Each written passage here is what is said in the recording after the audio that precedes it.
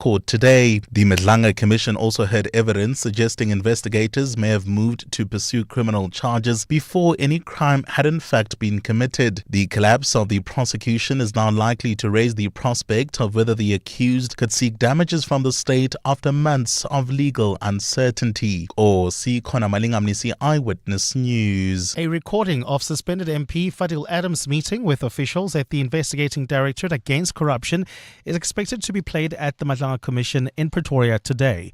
Adams yesterday was cross-examined and he was postponed for him to listen to the audio, which was recorded by advocate Dushinta Ramsamy. Adams struggled to explain how his criminal cases against senior crime intelligence officials were referred to IDEC. Karinda Jagmohan reports. In November 2024, Fadil Adams, believing the criminal cases he lodged were being intercepted, asked the police ministry to intervene. The minister's office referred me to IDEC. And then what was your involvement? When do you get involved? I Googled IDEC. I called their office. But that's not what he told Parliament's ad hoc committee in March. But here, General Lincoln is the one that gave you the number for IDEC, and it seems that you decided to go to IDEC without the minister having referred anything. I didn't know who IDEC was before I received that. I've never heard of them. Adams met with IDEC officials in January last year. Dushinta Ramsamy has since shared a 2-hour recording of that meeting with the Commission after Adams claimed she wasn't forthcoming in her testimony about discrepancies in his reports.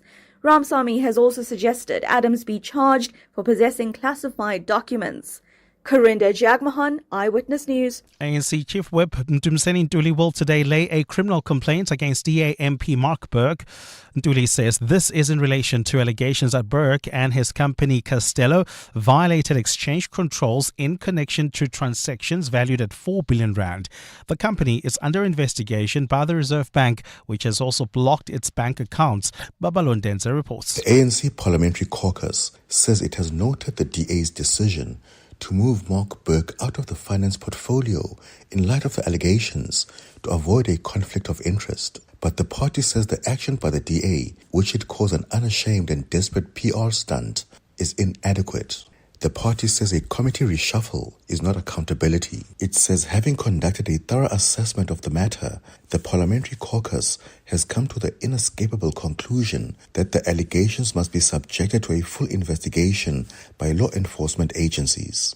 The ANC says there must be no political protection, interference, or attempts to divert attention from the substance of the allegations. The ANC says should evidence of criminal conduct emerge, those responsible must be held accountable. Baba Londanza, Eyewitness News. And Australian police have charged a man with foreign interference for allegedly seeking to pass intelligence about Ukrainian military activities to Russia. The 27-year-old Russian-Australian citizen underwent military-style training in Russia and later joined the Ukrainian armed forces. Police allege he travelled to Russia for the training in 2024 before returning to Australia, where he maintained contact with individuals he believed were linked to Moscow's intelligence services. Police allege he travelled to Ukraine last year, where he enlisted in the country's armed forces and gained access to information relating to their military personnel, units and locations. Australian Federal Police Commissioner Christy Barrett. A number of electronic devices and various items relevant to the investigation were seized, which will undergo extensive forensic examinations. It is alleged the man sought to collect and communicate information relating to Ukrainian military personnel, locations and operations for the benefit of the Russian Federation. Gold is trading at $4,565.95 an ounce. The rand is at 16.06 to the dollar, 21.91 to the pound, 18.78 to the euro. Brent crude oil is at $93.25 a barrel. And in the traffic, we've got delays on the M1 South between the Crown Interchange and Boysons Road. That's due to an accident. There's also queuing traffic reported on the N3 North between the Airlines Interchange and the Gilulis Interchange due to another accident. A fine Friday in store for Gauteng. The temperatures will peak at highs between 27 and 28 degrees. The top story in EW and the SAWA: fraud and corruption charges against senior crime intelligence officials are expected to be formally withdrawn in the Pretoria Magistrates Court this morning. EWN In touch, in tune, and independent. For the latest, visit ewn.co.za or download the EWN app. You're with Clement Manyathela On 702. Let's Walk the Talk, streaming on the Prime Media Plus app, DSTV channel 856, 92.7 and 106 FM.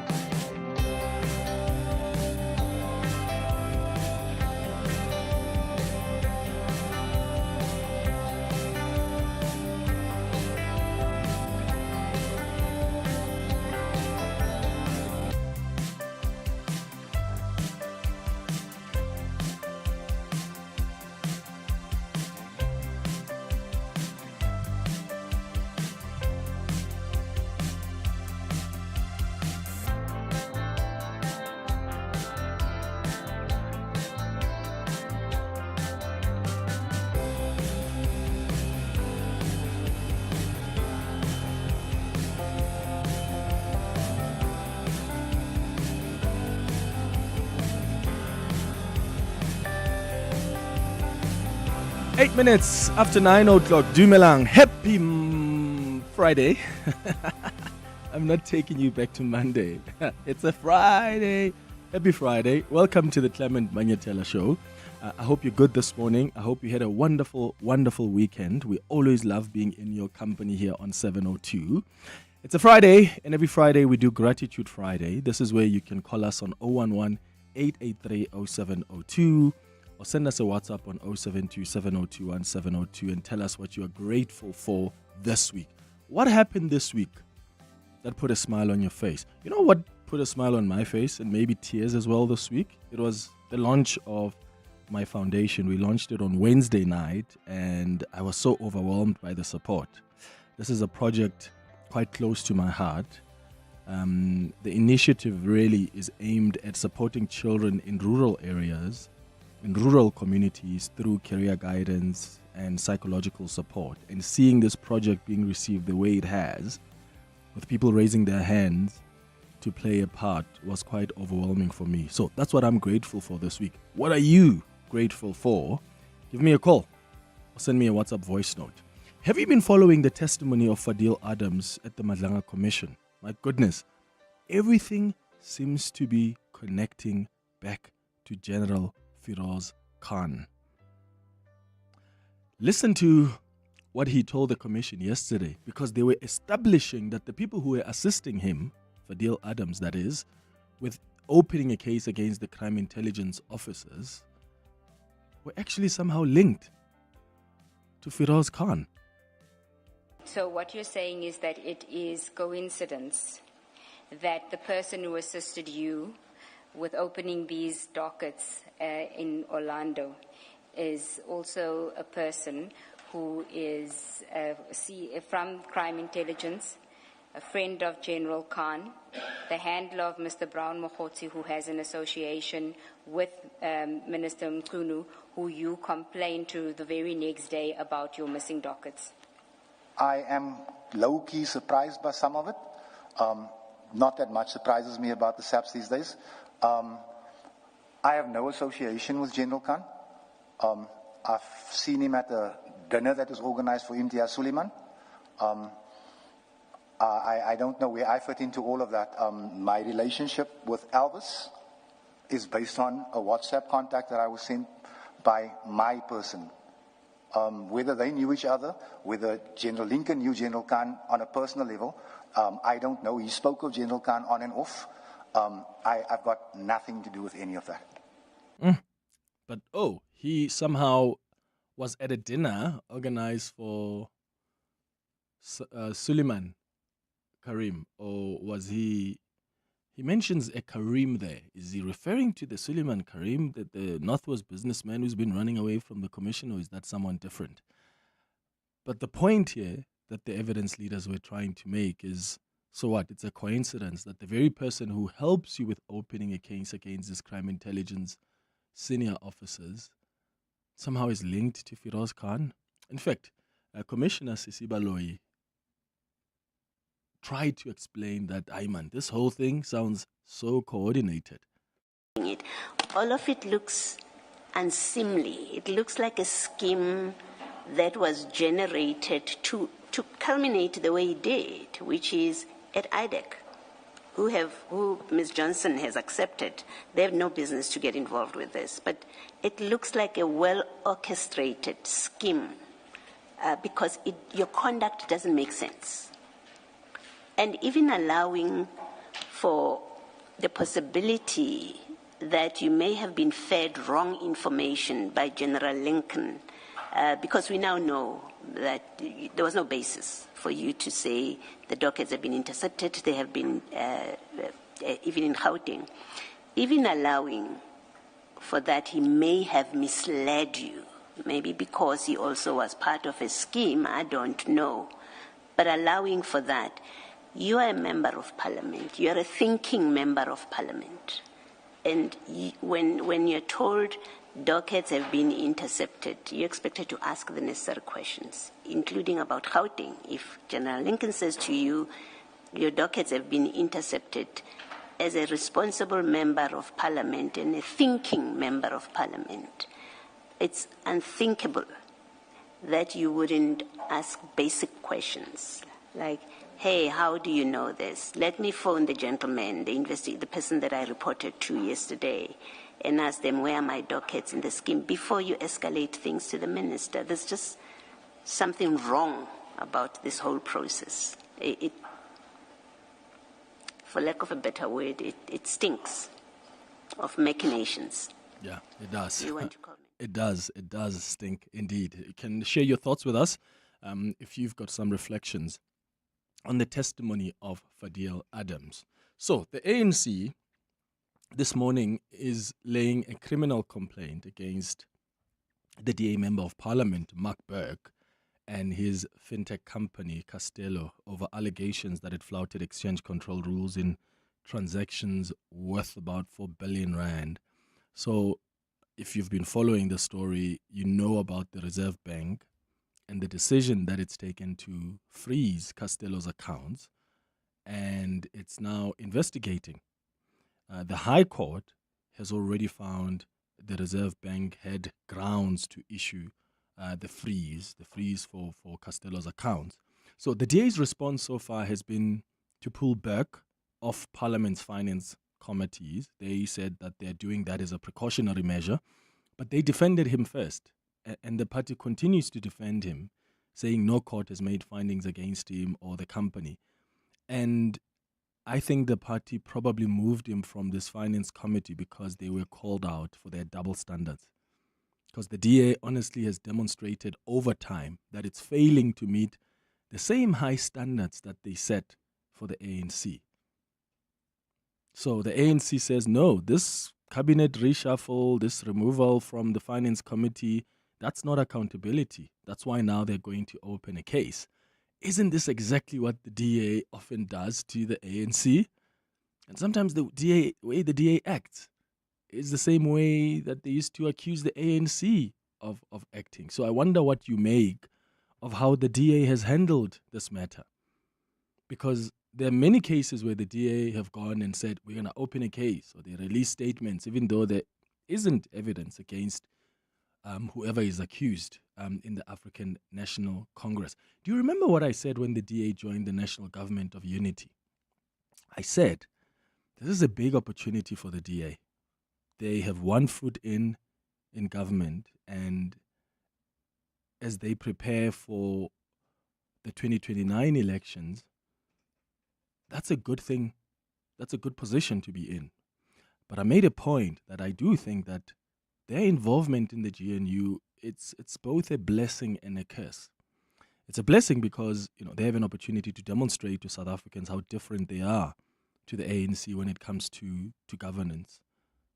Right? They can run a clean government, they maybe be quick with implementation, and then in 2029 they can say, not only did we do good in the Western Cape or parts of the Western Cape, but look what we did in our ministries.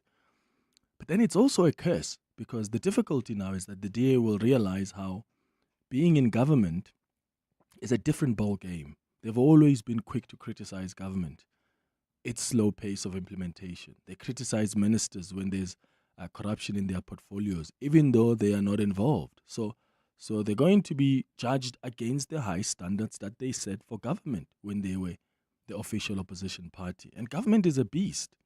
It's easy to criticize and make noise from outside until you are in the belly of the beast and you realize how slow things are. So good luck to them in living up to those standards that they have set. Remember, they used to criticize even ministerial benefits. Why are ministers having both homes in Pretoria and Cape Town? Why blue lights? Why are there so many advisors? It's really fascinating how they're struggling to meet the same high standards that they set for the ANC. Share your thoughts on how they've handled this entire issue around Burke. There's a story that the Business Day is running this morning, which is quite interesting. They've got an interesting piece about sporting events and how they have become big travel business. A single event can generate as much larger tourism ecosystem around it, bringing in visitors who spend money on accommodation, on transport, restaurants, and other experiences. In fact, the 2026 Cape Town Marathon, for instance, attracted 27,000 entrants, including 8,500 international runners from 145 countries. The Durban July and the Comrades Marathon also bring in significant numbers of visitors into the city, with the 2026 Durban July attracting around 45,000 people. And now there's the upcoming rugby clash between the Springboks and New Zealand, which is another major sporting event that's expected to draw attention and potentially even visitors to South Africa. But what these events do is this becomes a big tourism business. And I want to know from you this morning, what events do you travel for? Like, is it the marathons? Is it music or arts festivals? Do you travel for sporting events or something else? And it doesn't have to be out of the country. It could be that you go to, the Makanda Festival, Arts Festival, or you go to, you're moving between provinces to attend those events, or maybe you leave the country to attend those events. What are specific events that you travel for or that you would like to travel for? And how far are you willing to travel for an event that you really want to experience? Let me know on 011-883-0702. WhatsApp's on 072-702-1702. Or maybe you have, in fact, already traveled for specific events, whether it's marathons, music, arts festivals. Where did you go? And how was it? Would you repeat it and do it again? Or are you already planning your next one? Share your thoughts there on WhatsApp on 072-702-1702. And on the DA conversation, let me know if you think, because the criticism towards the DA is that they are failing to keep up with their high standards. And the question then is, what do you expect them to have done? Must they remove this man from his position entirely? I mean, he holds a senior position within the DA. Is this not what the DA would have asked of the ANC? Do you think there are double standards here? Do you think the DA is struggling, given the other scandals that have hit the party? They're struggling to respond and also meet the very high standards that they had set against the ANC and other parties. 011-883-0702. I'll also take your WhatsApps and calls on Fadiel Adams' testimony at the Madlango Commission. What do you make of what he's been saying so far? Especially this connection that we're now getting. Everything seems to be going back to Firoz Khan. So that's on the open line this morning. Share your thoughts with us. At 10 o'clock, we're going to do the Across the Desk feature. Today I'm hosting music group Jamali. I'm so excited because I'm a big fan of this group. I mean, these ladies reshaped South African pop music, if we're being honest, when they debuted as runners-up on the Coca-Cola Pop Stars in 2003. Do you remember that? And now, over 16 years and 2 albums later, Jamali gave the country hits like Greatest Love, Love Me For Me, Dalile, a gold-selling self-titled debut, and the 2009 Summer for the Best South African Pop Act, before they went their separate ways in 2019 to build solo careers. And now, 13 years since they last recorded together. They've come together and they've got a single out. And I can't wait to see them on stage together. So if you're a big fan of Jamali, you don't want to miss that chat between 10 and 11 o'clock.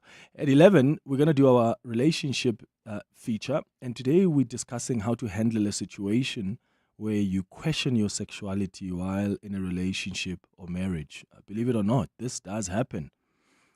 Yes, it's completely normal to question your sexuality. That's what experts say. But it can become far more complicated when these questions emerge while you are already in a committed, monogamous relationship. How do you handle a situation like that? That's a chat we're going to have at 11 o'clock. That's the show coming up over the next 3 hours.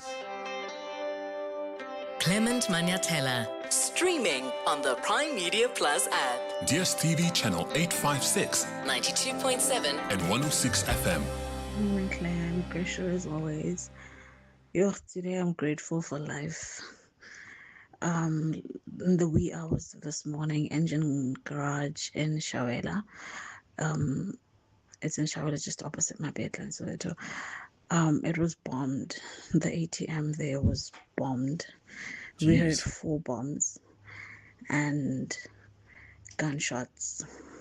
And I'm just grateful that the people who work there, because I know some of them, I'm grateful that they're safe and they weren't harmed physically. That's what I'm grateful for today. We live in a very, very dangerous country. Thank you, Clement. Enjoy the rest of your weekend. Bye. Good morning, Clement. Congratulations to the launch of your foundation. We wish you all the success that comes with it. Number 2, Fadil Adams, I'm so embarrassed for this man. Doesn't he realize he's got children, he's got a family, he's got a mother that he always talks about? Gosh, man, is this the level of intellect in Parliament? This is embarrassing for people. I've got nothing but disrespect for this man. Good morning, Mr. Clement Manyathela. Daniel CGA here. Mr. Clement, please, man, let us watch this Madlanga Commission with open mind. Why do we always want to see wrongdoings from people who are not on the side of Mkhwanazi? Everybody who comes there who is not on the side of Mkhwanazi, we always pinpoint wrong things from them. There is nothing correct with those people. Let us be objective, Mr. Clement, man. Let's analyze objectively. Good morning. Good morning. Are we not analyzing? I've never thought ever that I'll hear someone who and I'm not suggesting you're on the side of Fadil Adams, but someone who listens to that testimony and thinks that you could explain it any other way besides the fact that it's an embarrassment. But I think, that's what we're trying to do, my brother. We are, at least, let me speak for myself. I'm trying to be objective in my analysis of what's coming out of the Madlanga Commission. In fact, to prove that to you, there are many people who, were attacking me when I criticize General Mkhwanazi for how he handled that journalist from the City Press and accused him of somehow working with the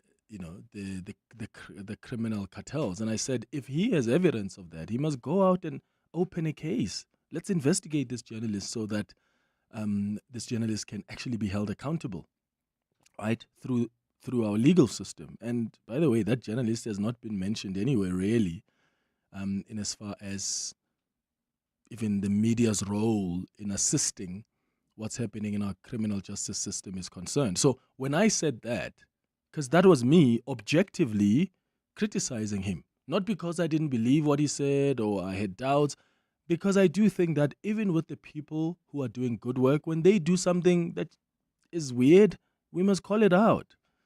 Like, no person is perfect. And I think we live in a society where there's still a lot of blind loyalty. Like, you see, today, watch, someone is going to accuse me of hating the DA. Yesterday, was it yesterday when I was accused of hating the EFF and that I talked about Julius Malema every day? So it happens every day. So I'm trying to be objective in my analysis. And I think here, with Fadil Adams, come on. This man is an embarrassment. He really is. And he thinks that he can come to the Madlanga Commission and come across as, yeah, but that's how I speak on social media.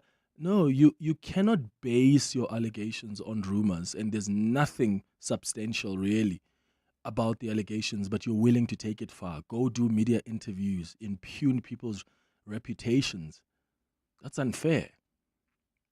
And now we're finding out that you, the people who assisted you with even opening those cases against crime intelligence officers, by the way, those cases are being withdrawn officially. I think is it today? The NPA is going to withdraw those charges against crime intelligence officers because there was no basis to begin with. Fadil Adams is the person who went to open cases, and the people who helped him are somehow linked to Firoz Khan, and he says, well, I didn't know they're friends with Khan. Sure. I don't believe him at all. Good morning, Tavo, Clement Manyathela, and 702 listeners. Fadil Adams is not only, his process is not only stinking, but he is a professional liar. This is a brand ambassador of Pants on Fire. Liar, liar, pants on fire. I think he is going to win the award for the most lying witness that we have ever seen at Madlanga Commission. This guy is, thanks. Nice show. Hi, Clement. This is Teboho in Midrand. Just on the issue of Fadil Adams, I think the fact that we have that caliber of people in Parliament, it says a lot about us as a country, number one. Number two, it also says to the citizens that's exactly what you should expect, the outcome from our own parliament in terms of the policies they make, the laws they make, because this guy is a lawmaker. What kind of laws does he make? What are we saying about ourselves as citizens? Yeah. Thank you. And I think we need to ask these questions also to the politicians who, well, I guess he's the founder of, is he not the founder of his own party? So you can't now blame the leaders of his party for deploying him to parliament. I mean, he's the leader of the party. Well, you and I, if we voted for him, we need to ask ourselves serious questions, really. But there are a lot of officials who are supposed to be serving us, whether in the public service in parliament, who have been deployed by the very same political parties we vote for. So we need to ask them these tough questions. Here's some WhatsApp voice notes around some travels. What do you travel for? Do you travel for events? Good morning, Clement and also no Chuland. It's Kolea from Sky State. Regarding traveling or how far you can travel for an event, I travel for marathons. Travel to Cape Town, to Durban. I'm based in Gauteng, so I travel to Cape Town, Durban for marathons. My wish or my dream is to travel abroad, like you when you go to those overseas marathons. One day, just put me in your bag and go with me. Thank you. It's Olia from Sky City. Yeah, I'll put you in the bag, Oli. And you know what? There are really great opportunities out there for people to also run overseas. The first time I ran my first international marathon, I did it through a charity. So if you find a charity in Europe, so what charities do is they go and buy entries, like they'll buy like the London Marathon entry or Paris Marathon, and then all you do is you partner with that charity and you raise money for them. I had to raise I think I raised 50,000 Rand for the charity, and then what they do, they give you in return then is your entry, especially if it's a London Marathon. You know how many people want to run the London Marathon, but they just can't get through? So that's one of the ways to do it. So if you do that, then you go look for donations. Go to your employers, your friends. Go everywhere and ask for people to donate. And I think that's one of the easiest ways you can get through. So all the best, my brother. What do you travel for? Are you one of those people who travel for events? Do you travel for sporting events, to go watch soccer or rugby, or to go run, to watch Formula One, to go music concerts? And where have you traveled to? How was that? Give me a call or send a WhatsApp voice note. Sfiso has the latest in Eyewitness News headlines. Good morning. Thanks, Clement. Good morning. Fraud and corruption charges against senior crime intelligence officials are expected to be formally withdrawn in the Pretoria Magistrates Court this morning. This is the investigating Directorate Against Corruption's reversal in a case that has been dogged by controversy and allegations of political infighting. Crime Intelligence Brigadier Dineo Mukweli and the agency's boss Dumsani Kumalo, as well as others, were prosecuted in connection with Mukweli's appointment. appointment. Suspended EMPD Deputy Chief Julius Mkhwanazi and Municipal Manager Kagiso Lerutla are back in the Boksburg Regional Court this morning. They are facing charges of fraud, corruption and defeating the ends of justice. Lerutla is accused of paying 400,000 rand to Mkhwanazi and an alleged impersonator to appear on his behalf in court in 2019. And 5 people have been arrested at a drug lab in Limpopo after drugs and manufacturing equipment worth an estimated 600 million rand were found. The Hawks say an undisclosed amount of cash has also been seized on the farm in Musina this morning. 2 Mexican nationals, 2 Zimbabweans and a Malawian aged between 20 and 47 have been handcuffed. Those are the headlines. This EWN and more at 10 or as it happens. EWN Traffic. Travelling on the M1 South, we've got bumper-to-bumper traffic between the Crown Interchange and the Boysons Road exit. That's due to an accident. There's also queuing traffic on the M1 North just as you come out of Boysons Road. While travelling on the N3 North, delays between the Elands Interchange and Van Buren Road. There's also queuing traffic on the N12 and the R24 West between Edenville Road and the Gilulis Interchange. If you're heading towards Sandton, roadworks are causing delays on the M1 South between the Baklu Interchange and Marlborough Drive. There's also a bit of a hold-up reported along the N14 North. This is just as you approach Euphues Road. Roadworks were taking place earlier on along this route, so I guess the delays are because of that. And if you are heading towards Hatfield, do expect a bit of a hold-up on the N4 West approaching the Proof Plus Interchange due to more roadworks. More updates coming up. Stay tuned. There's more EWN on air, online, and on the EWN app. Attention livestock owners, protect your farm and community from foot and mouth disease. Never move cattle, sheep, goats or pigs without required official documentation. Ensure all animals are legally branded or tattooed. Always follow veterinary quarantine rules. Illegal animal movement spreads disease and destroys livelihoods. Stay informed. Search for FMD Gauteng WhatsApp channel for outbreak updates and state vet details. Brought to you by the Gauteng Department of Agriculture and Rural Development. We're giving you millions of reasons to celebrate with our selection of Lucky Millions Lotto draws. You could claim major jackpots when you pick numbers from thousands of daily draws. Choose numbers on UK 49s, Euro Millions and lots more from just 5 Rand per line. Enjoy more chances and more ways to win all in one place. Grab your chance to celebrate extraordinary riches when you play Lucky Millions from Hollywood Bets. Bet now. T's and C's apply. Hollywood Sportsbook is a licensed betting operator. No persons under the age of 18 years are permitted to gamble. Winners know when to stop. South African Responsible Gambling Foundation toll-free counselling line 0800 006 008 or WhatsApp help to 076 675 0710. Just Andalex it. Do you have a sore throat? Andalex C Oral Rinse and Spray provides targeted relief from 1 minute that lasts up to 4 hours. It reduces pain and inflammation while numbing the affected areas. It also kills viruses and bacteria that cause sore throats to help prevent serious throat infections. Andalex, South Africa's #1 choice for sore mouth and throats. For more information, speak to your healthcare professional. Just Andalex it. Andalex, a proud sponsor of The Masked Singer Season 3. 702 Drive was in conversation with 91, unpacking the trends shaping today's investment landscape. All of those positive things you mentioned, and suddenly war breaks out and we've all been reduced, not only just now as portfolio managers of fixed income, but now we're kind of oil traders, as it were, because everything's seeming to correlate back to the inflationary effects of the oil price. Does that change the fundamental story for South Africa? Well, temporarily, sure it has. We've changed the outlook for interest rates that were looking good. Prior to the war, we would have probably been lower than 6.5% for the repo rate, but we're at 7% and looking at further hikes now because of that. Change is opportunity. 91 is always ready to invest in it. Visit 91.com to learn more. 702, let's walk the talk. Your voice. Your station. Your open line. Walk the talk with Clement Manyathela on 702. 24 minutes before 10 o'clock. It's a Friday, and on the 702 open line on Fridays, we do Gratitude Friday. So what are you grateful for this week? You can give us a call, send us a WhatsApp voice note. We've been talking about Fadil Adams' testimony at the Madlanga Commission. What are your reflections on that? We spoke about the ANC laying a criminal complaint against the DA MP, Mark Burke.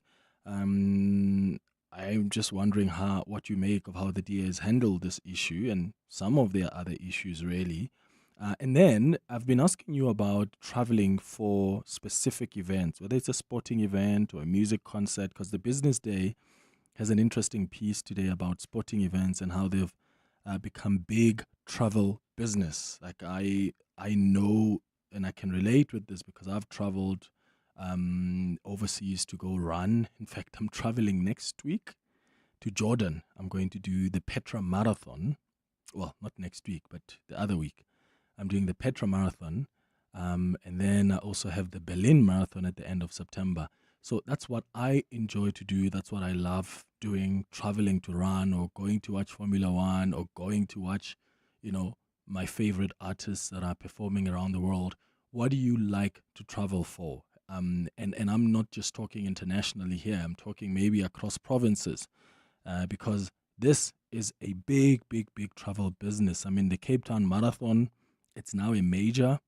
It's going to be crazy next year. Comrades Marathon is celebrating its centenary next year. It's going to be a big one.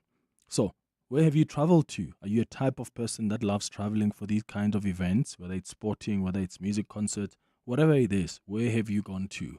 011-883-0702. Send your WhatsApps on 0727021702. Mulibedi, you're calling us from Kempton Park. You want to talk about Fadil Adams' testimony. Good morning. Good morning, Clement. Sure. I want to talk about the quality that we receive or what we have observed through the testimony of Fadil Adams. It is inferior on its own.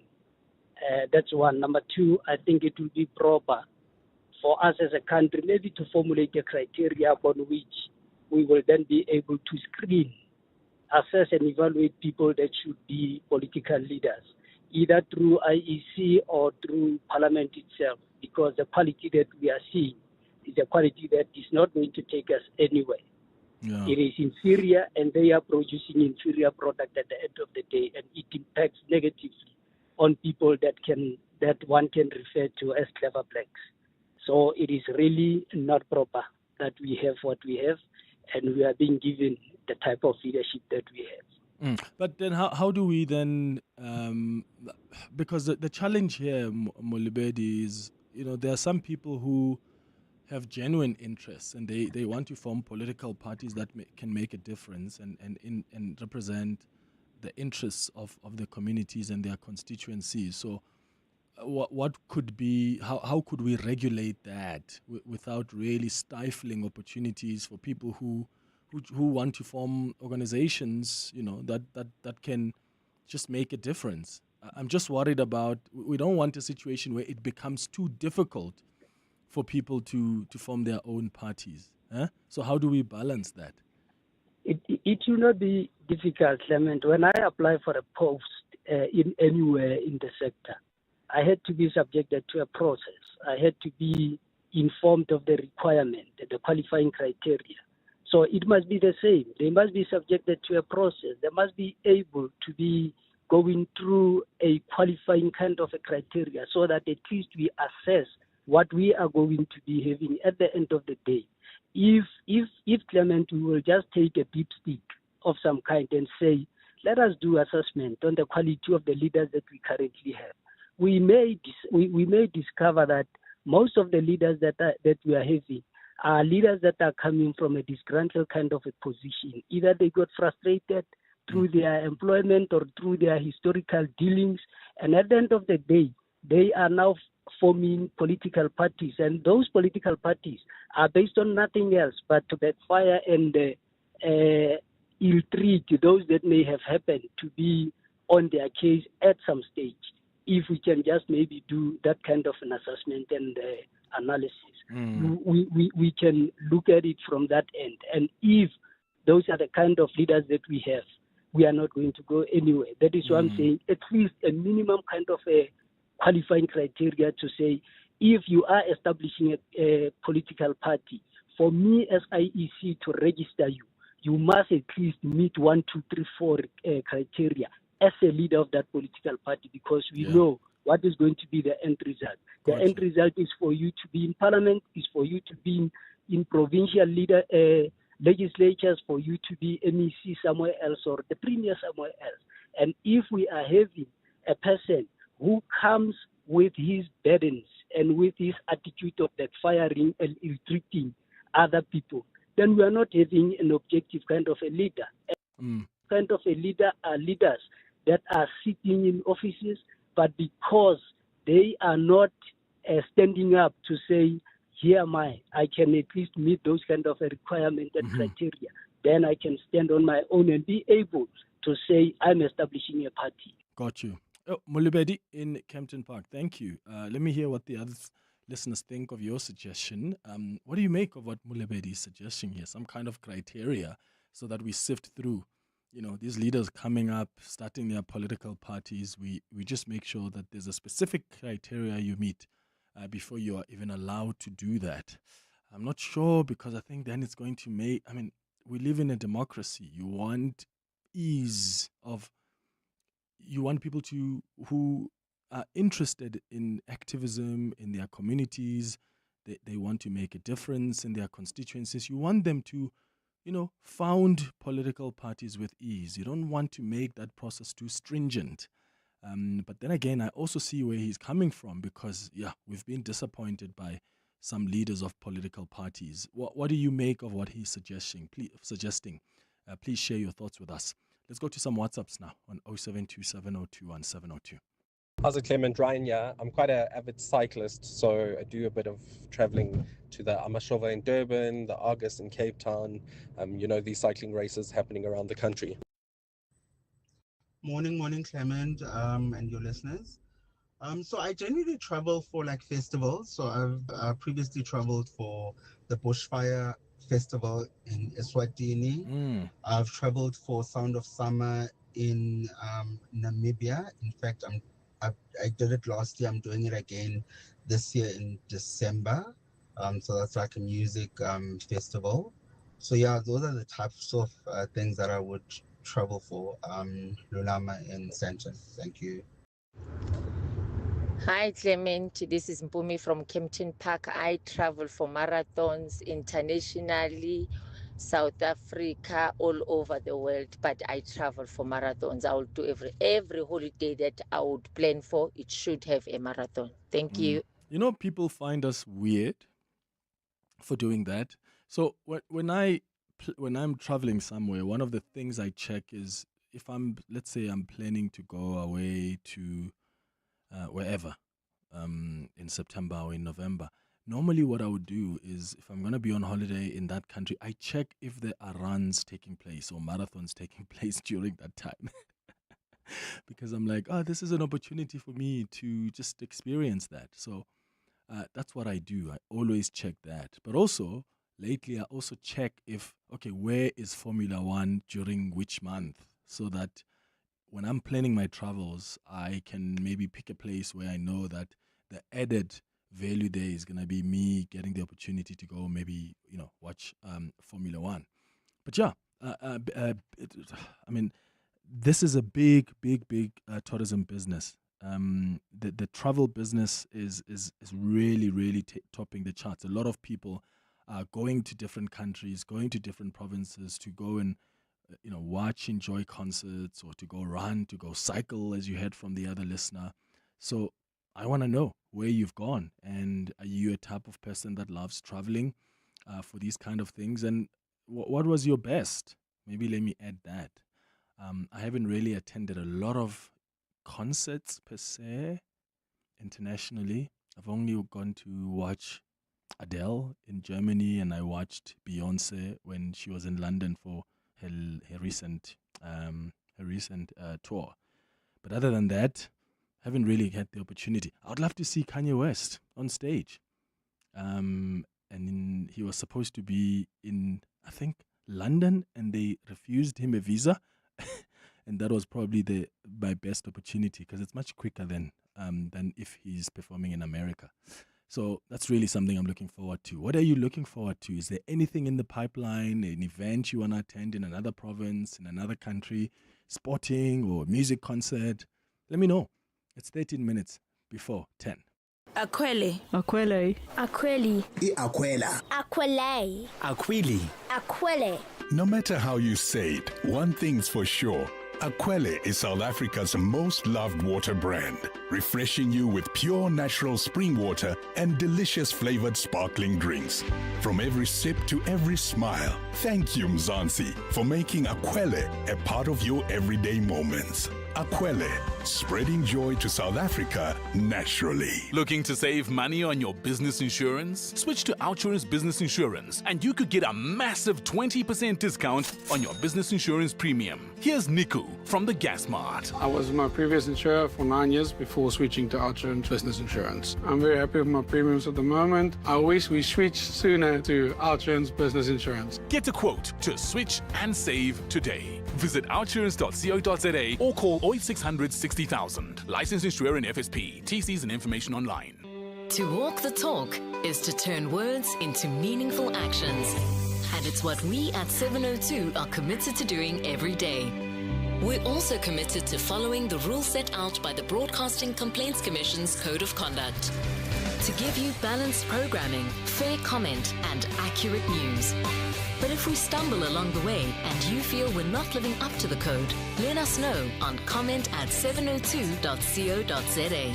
And if after that you're still not happy, you can direct your complaint in writing to the Broadcasting Complaints Commission, PO Box 412365, Craig Hall 2024. For more, visit bccsa.co.za.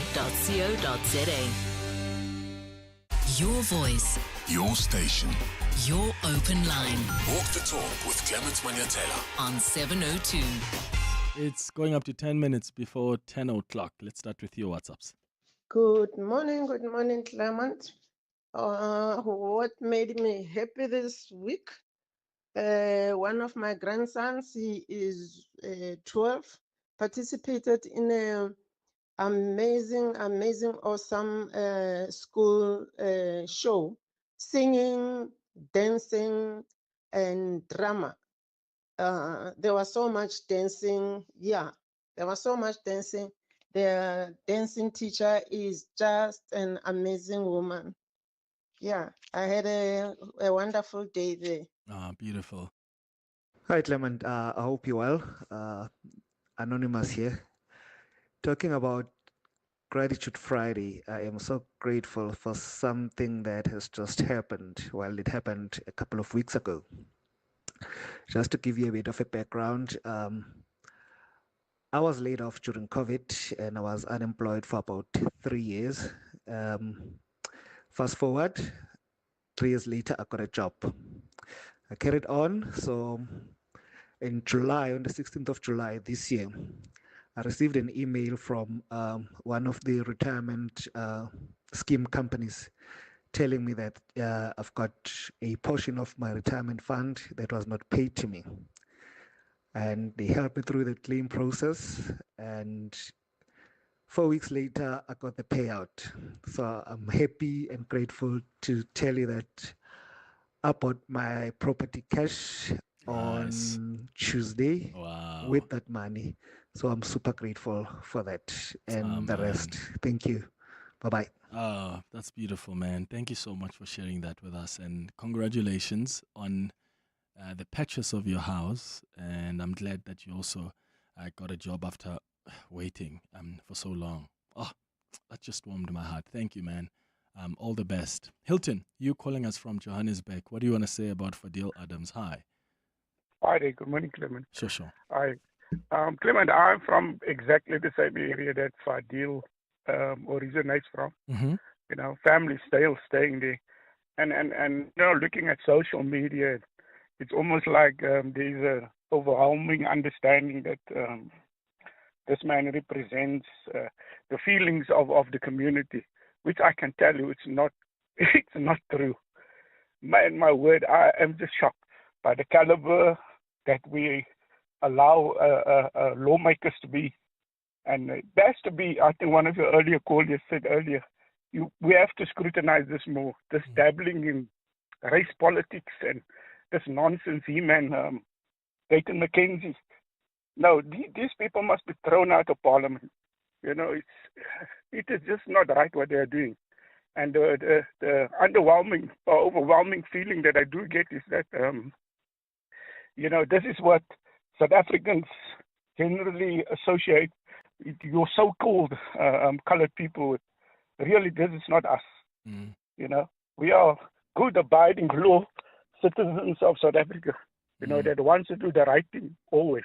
Yeah, and thank you, Hilton, for the call in Johannesburg. And I really want to caution that I hope we don't look, and I hope there are no people who look at Fadil Adams and they then somehow assume that the members that he represents or his constituency are also just like him, or they support what he does, right? Or that even other colored communities actually support what he does. And I'm mentioning that because Hilton is saying, look, we are not like that. And of course you're not like that, Hilton. But equally so, I mean, there are some members of the ANC who do the wrong thing, some members of the DA who do the wrong thing, or the EFF. That doesn't necessarily mean the constituencies that they represent agree with that, or they also behave in the same way. I think what's important is to just objectively look at what's happening there. Anyone who rationally and objectively analyzes the testimony of Fadil Adams, I mean, which parts were strong in his favor? Which parts? This man really has been an embarrassment. And the sad thing is that there's still blind loyalty in many, many communities. I think that's what we still struggle with in this country. That's why people can't stand you criticizing their leader.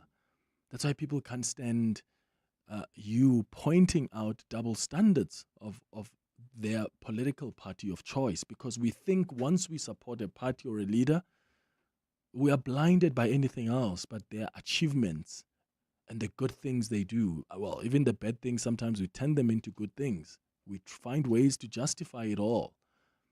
I don't think that's healthy. I really don't think that's healthy.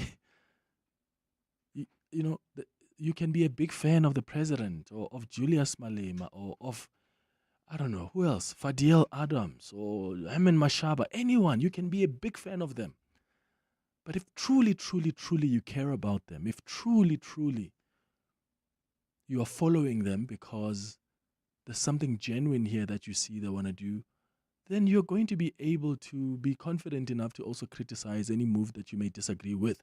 Because that doesn't mean you stop supporting them or you stop voting for them. It means you are actually acknowledging the reality of any relationship. Any relationship goes through that.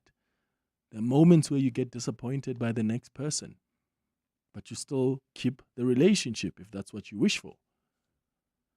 But I really find that in this country, more and more we deal with it even here on the show, where people just can't stand you criticizing their leader. And we need to allow for that. Even in this case, you may be a big fan of Fadil, but just objectively look at what he has done and what he has conceded to. What does that tell you about the caliber of a leader he is?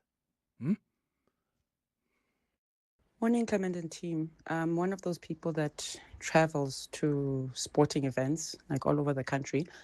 And I wish somebody would let the city of Gqeberha know how important this is and how much revenue it brings in, because they've recently lost the full Ironman, which brings in international visitors. And now it's been moved to Mossel Bay because of the state of the city. They're left with the half, and it's mostly us locals who go there, but the one that attracts international visitors has now been moved to Mossel Bay because of the potholes and the storage leaking in the streets and. Good morning, Clement, and your listeners. I travel for the Formula One. This year I bought the Qatar tickets, but I'm afraid it's going to be cancelled, man, with this ongoing war and all that. But I hope and pray that it's not cancelled, because I really want to go and witness the hybrid era in Qatar, in the desert, man. Thanks. You're going to love it. I've watched Formula One in Qatar, 2 years ago? It was amazing. And I remember feeling like the Qataris are the best at hospitality. It was beautiful, and I hope that they don't cancel it because you know what's happening in the Middle East. It's really been stressful organizing trips to the Middle East, or if you're going to go via the Middle East, because you just don't know is the war continuing, will the flights be cancelled? So all the best, my brother. You're going to really, really love it. Your voice, Your station. your open line Walk the talk with Clement Manyathela. on 702. Good morning, Clement. You spoke mouthful about DA's hypocrisy. You know, DA so far is the political party that have demonstrated that South African politics are politics of stomach. And the same DA, I'm telling you what the space is going to defend and protect the Pala Saka. Sotisinyola in Mafefe Limpopo. Thank you very much. Good morning, Clement. Regarding to DA, man, there's nothing different that they do to that are doing that is different to other parties, man. They are politicians, man. They're looking out for their own interest. As in the same DA that they said they will never, ever work with the ANC. The same DA that their own Minister of Education was found wanting to regarding the books of those tender books thing. The same DA that their own John Stevens says Tony Leon is interfering. We're talking about interfering. That is that capture for me. The same DA that the public protector found that they're deliberately neglecting the townships. I mean, they're looking for their own interest. Nothing different with other political parties. They're flip-flopping all their way to the top, looking for their own interest and their own constituencies. There's nothing different. They're politicians, plain politics. The Festival of Motoring, powered by Westbank, returns to the Kyalami Grand Prix circuit from 28th to 30 August. Experience thrilling track drives, supercars, drifting, 4x4 adventures, and the very latest in automotive innovation. Book your tickets now on Howler. The Festival of Motoring, where legacy meets innovation. Imagine a holiday where the only thing on the to-do list is enjoy yourself. With Norwegian Cruise Line, you can sail to over 400 destinations worldwide effortlessly. Visit ncl.com for the best deals or contact your travel agent today. Norwegian Cruise Line. It's different out here. T's and C's apply. Remember the first time your soul felt alive? That feeling is calling you back. Come to where your soul gets reborn through music at the Standard Bank Joy of Jazz, featuring global icons Kamasi Washington, Ibrahim Malouf, and the trumpets of Michael Angi, Angelique Kijo, Nubia Gashia, Floetry, Tembayan, Africa Mkiza, Judith Sipuma, McCoy Mrubata, Manana, Tandiswa Mazwai sings Hugh Masekela, plus over 40 world-class acts. 4 iconic stages, one unforgettable experience at the Sandton Convention Center. This is Jazz Reignited. Get your weekend pass for the 25th to the 26th of September now via Ticketmaster. This is EWN. Good morning, I'm Sfiso Zulu. Fraud and corruption charges against senior crime intelligence officials are expected to be formally withdrawn in the Pretoria Magistrates Court this morning. This is the investigating Directorate Against Corruption's reversal in a case that has been dogged by controversy and allegations of political infighting. Crime Intelligence Brigadier Dineo Mukweli and the agency's boss, Dumsani Kumalo, and others were prosecuted in connection with Mukweli's appointment.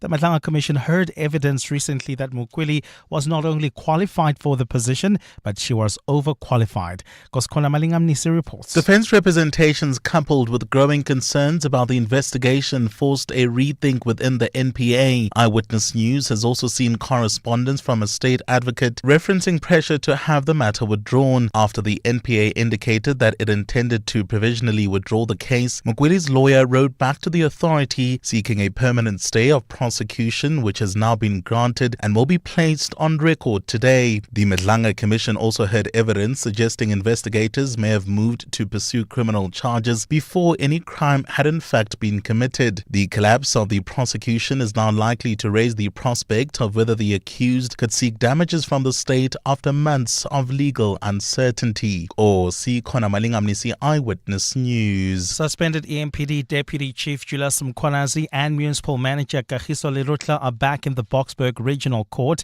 They are facing charges of fraud, corruption and defeating the ends of justice. Lerutla is accused of paying 400,000 rand to Mkhwanazi and an alleged impersonator to appear on his behalf in court in 2019. Demakazale Shoro has more. During the last hearing, the defense said it was still some way before being trial ready and is awaiting outstanding particulars from the state, which it says are needed to properly prepare for the case. The state had until July 31st to furnish such details.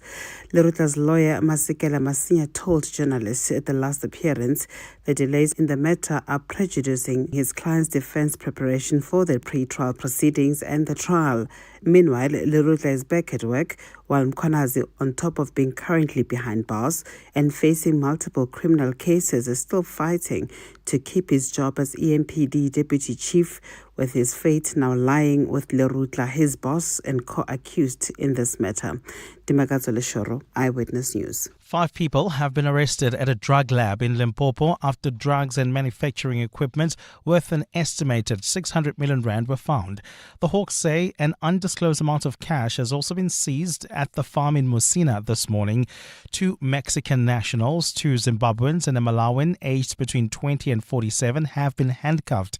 They are expected to appear in the Musina Magistrates Court on Monday. Limpopo Hawks spokesperson Avele Fumba. We have struck at the machinery behind the drug trade. This 600 million seizure is not merely a quantity of drugs taken off the streets. It represents the distribution of the entire criminal enterprise. We will follow the money, the networks, and every person connected to this operation. There will be nowhere to hide. And 2 men have been shot dead in Knysna in the Western Cape less than a day after the town's former mayor and ANC councillor Aubrey Tsengwa was murdered.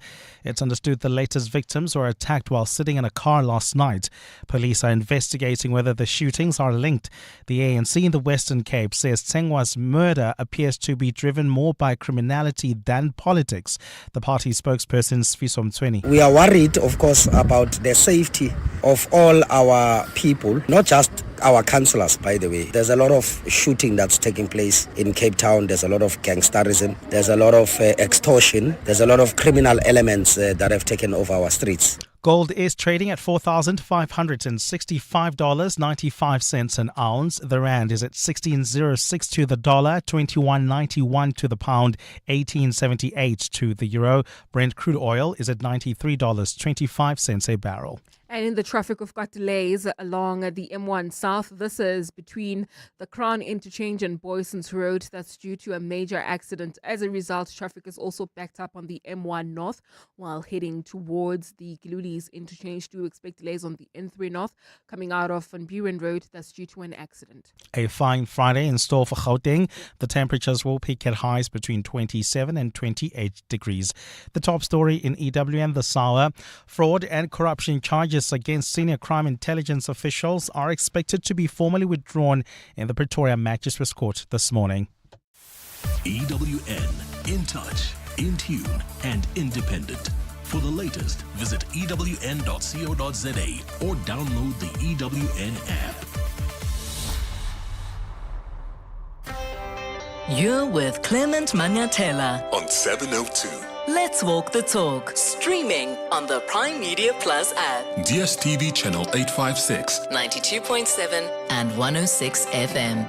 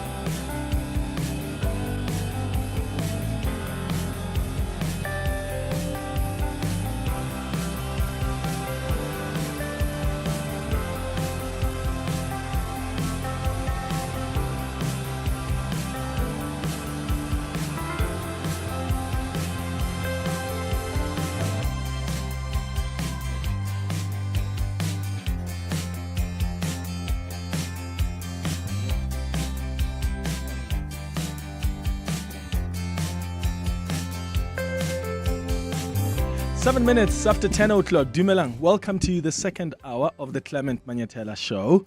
It's so wonderful to have you stay with us here on 702. And as always, thank you for your contributions on the 702 open line. It's time now for our Across the Desk feature. Across the Desk with Clement Manyathela on 702. So, on our Across the Desk feature this morning, I am hosting one of my favorite groups. I'm a big fan of Jamali.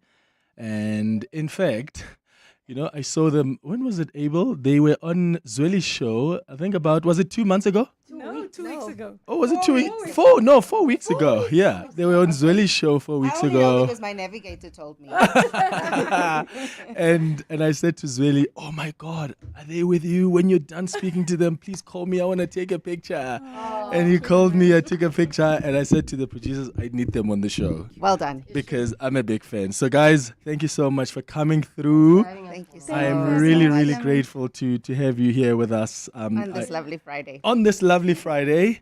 And before we even start our conversation, I want us to start with just a nice song, one of your old ones. Mm-hmm. All of your songs are my favorite songs. True, that's what we like to hear. Like this morning, I was singing along. Dalang funa lamfan, lamfan, lamfan. Come It's on. what I'm searching Let's start with Jamali, Abel. Shall we start with Jamali? Let's do it.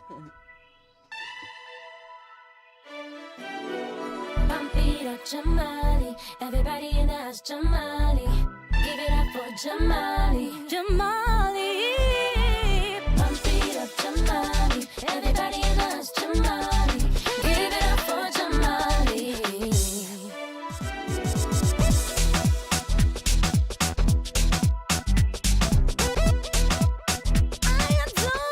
Dalang funa lumfana, lumfana, lumfana is what I'm searching for.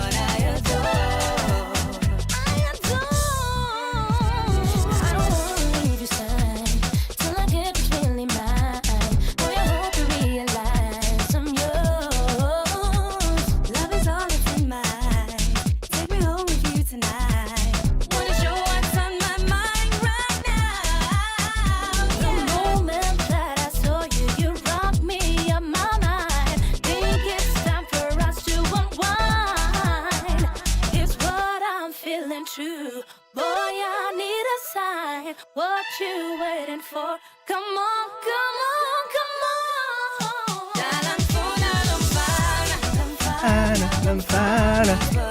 She doesn't know this one.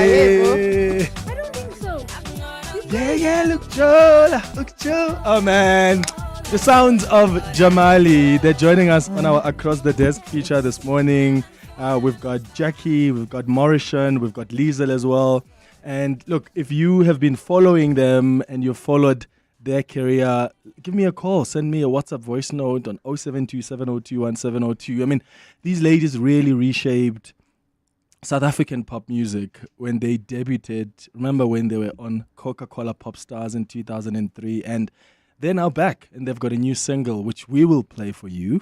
But for now, let me welcome you guys officially to the show. How are you guys doing?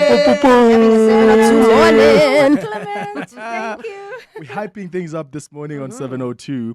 Thank you so much for coming through. So you guys have decided to come back together after how long? So Was it 13 years. 13 years? Basically, yeah.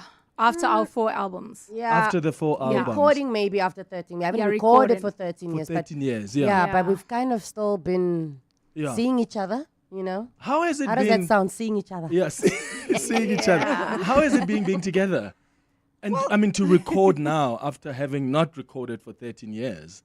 Well, it was fun. I mean, it's always fun making music, Yeah. and it's something that you know how to do. And this time, of course, you're more experienced, you're freer, you have more, creative reign over what you're doing. So it was like riding a bike, personally, because recording is just it's part of the job, Yeah. So it was fun. I enjoyed the experience, and we recorded about 3 songs so far. So yeah. It was Jesus, good. I'm looking forward So to that was album. individually, you see, in those 13 years. Yeah. They did EPs, albums. I've traveled. Mm. We've done individual stuff after 4 albums. And then the people was like, hey, guys, please. Yeah. We want Jamali. Yeah, you starved us for too Can long. you give us at least 20 years? Oh, you did starve us for too long, guys. 13 years. That was too long. We know. Yeah. You don't see my eyes under this shade right now. How did you guys meet? Like many years ago. How did you guys meet? I mean, it was through the competition, obviously, Coca-Cola Yeah. Pop Stars. I'm from Cape Town originally, Stellenbosch. And so I entered that side. And when I made all the rounds, I had to travel to Johannesburg, to complete, the other rounds, which is where I met up with the ladies. I think there And was you about... didn't know them before? You we didn't know each other from like, above soap, no. There were about like 7,000 contestants, give or take. Ladies. And was it ladies? Just ladies? Just ladies. Yeah. Ooh! Okay, I don't know where were the many. brothers were at, but anyway, there was 7,000 of us, and I think Jackie was one of the first people I met upon arriving in Johannesburg. Yeah. She was one of the first people I met in the competition, and we kind of just like vibed it out, I was Did you kind hear of her like... sing? I mean, we didn't sing at that point. We were still competing Oh, against each yeah. other, so We just arrived. Yeah, but we were just vibing, and I guess I was just like, just latching onto someone that I could just familiarize myself with, and if I don't know anything, like ask her, like, what's going on now, what's happening. So I think that part helped a lot. And then as they were shortlisting, it became group rounds, and I think that's where we met Liesel. Yeah. And that's where Liesel came in from the group rounds. Yeah. We were all sitting in a circle, and I remember also her being very friendly and just very, very homey. You just connect with these people. So for me, it was the two of them that I connected with the most in the competition, and I think there was about two more other ladies. I think Minnie, the one with the I can't remember, Mickey girl. Mouse Yeah. long tail. Yeah, and I mean that's how we kind of like got together, and then there was group rounds actually, and they put female groups together and boy groups together for the Battle of the Sex section or segment of the competition, and they put the 3 of us together. Who knew? And then it was. And we actually here came we second. are. We didn't actually win the competition. We were the runners up. But if you look back into the history of all the pop stars, we are the only ones that are standing, so that makes us the winners. That's beautiful. That is so beautiful. So when you then started working together, Liesel, Yes. how was that like in the beginning? Like, because I mean, you're a group, obviously. Yeah. There's probably a song that you want to do, but Yeah. for some reason producers are like, nah, she'll do that part. Yeah. How did you guys handle those dynamics in the beginning? It was kind of easy Yeah. because it wasn't we didn't do it on our own. We were signed to a label at that time, EMI. So we had people coming in with songs and telling us basically what to do. We had to listen to the songs, decided what we like, what we don't like. And we initially just knew where to fall in because we know each other's voices, who does the melody, who does the low harmony, who does the high harmony. And so it was quite easy. We chose the songs, we recorded them, and then the hit Love Me For Me came out, Butterflies and all these other ones. Yeah. I think it's easy also when you know your capabilities. Yeah. And within the unit, You know, when you know that this is that person's strength and this is that person's strength, then it just becomes a very easy. It flows. It's just one of the an things easy I thing used to enjoy about you guys was you guys dressed so well. Your music videos were also so cool. Like, did you guys have creative input into that? I mean, when you watch it now, you're like, oh, were they really wearing that? My come-up days. Yeah, but back in the day, I mean, you guys were like the hottest thing. Like the way you dressed, the music videos were so cool and creative. Like it was a new thing. It was budget. There was budget. There was budget. There was budget. Yeah. So obviously, when you are in a reality TV show competition, you know, you still have to bear in mind that this is for TV. So of course you've got stylists that come on board. You've got like serious creative people in terms of like the music video elements of it all, and just how we present, you know. So we had that was Soviets as well dressing us, remember? Yes. Yeah. Oh man. there was a lot of jeans. It was. Thank you for the jeans.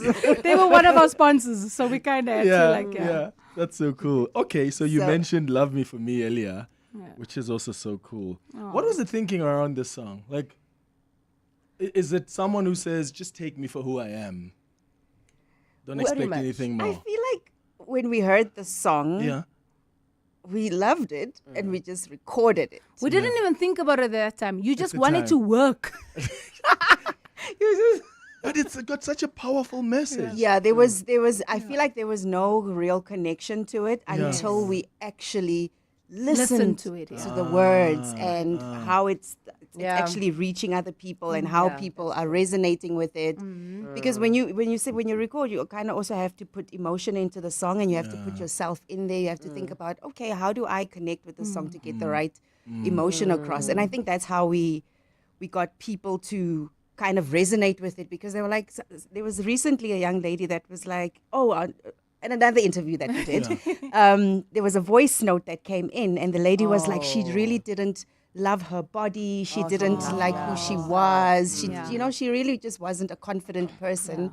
And "Love Me for Me" was a song that kind of just helped her become confident and accept herself for who she is and start loving herself again. Yeah. It's really a beautiful song. Yeah. "Love Me for Me" by Jamali.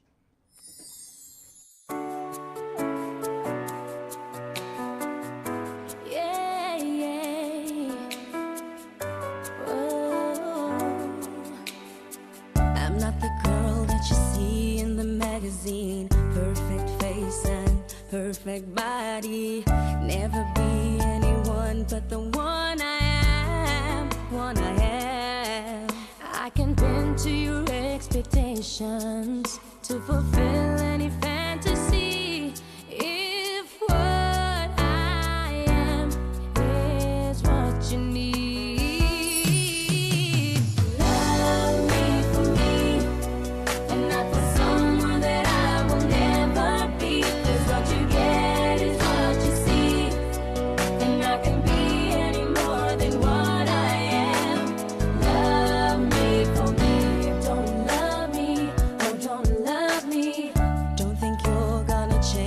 Inside of me, make me through you, want me to be. Won't be someone I'm not for somebody else, someone else. Love me with all my imperfections, not for an image of your desire. Love me for what you see inside. Love me for me, and not for someone that I will never be. 'Cause what you get is what you see, and I can be any more than what I am. Love me for me, and not for someone you wish that I could be.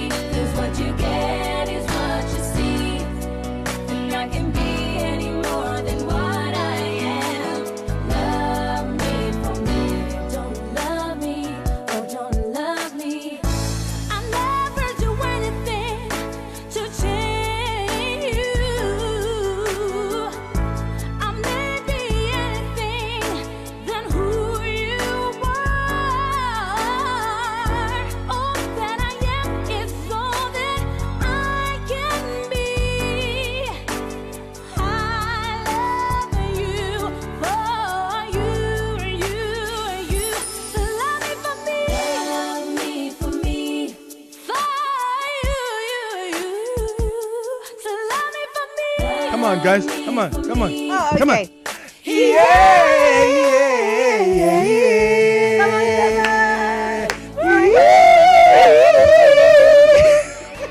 Unfortunately, I can't join you.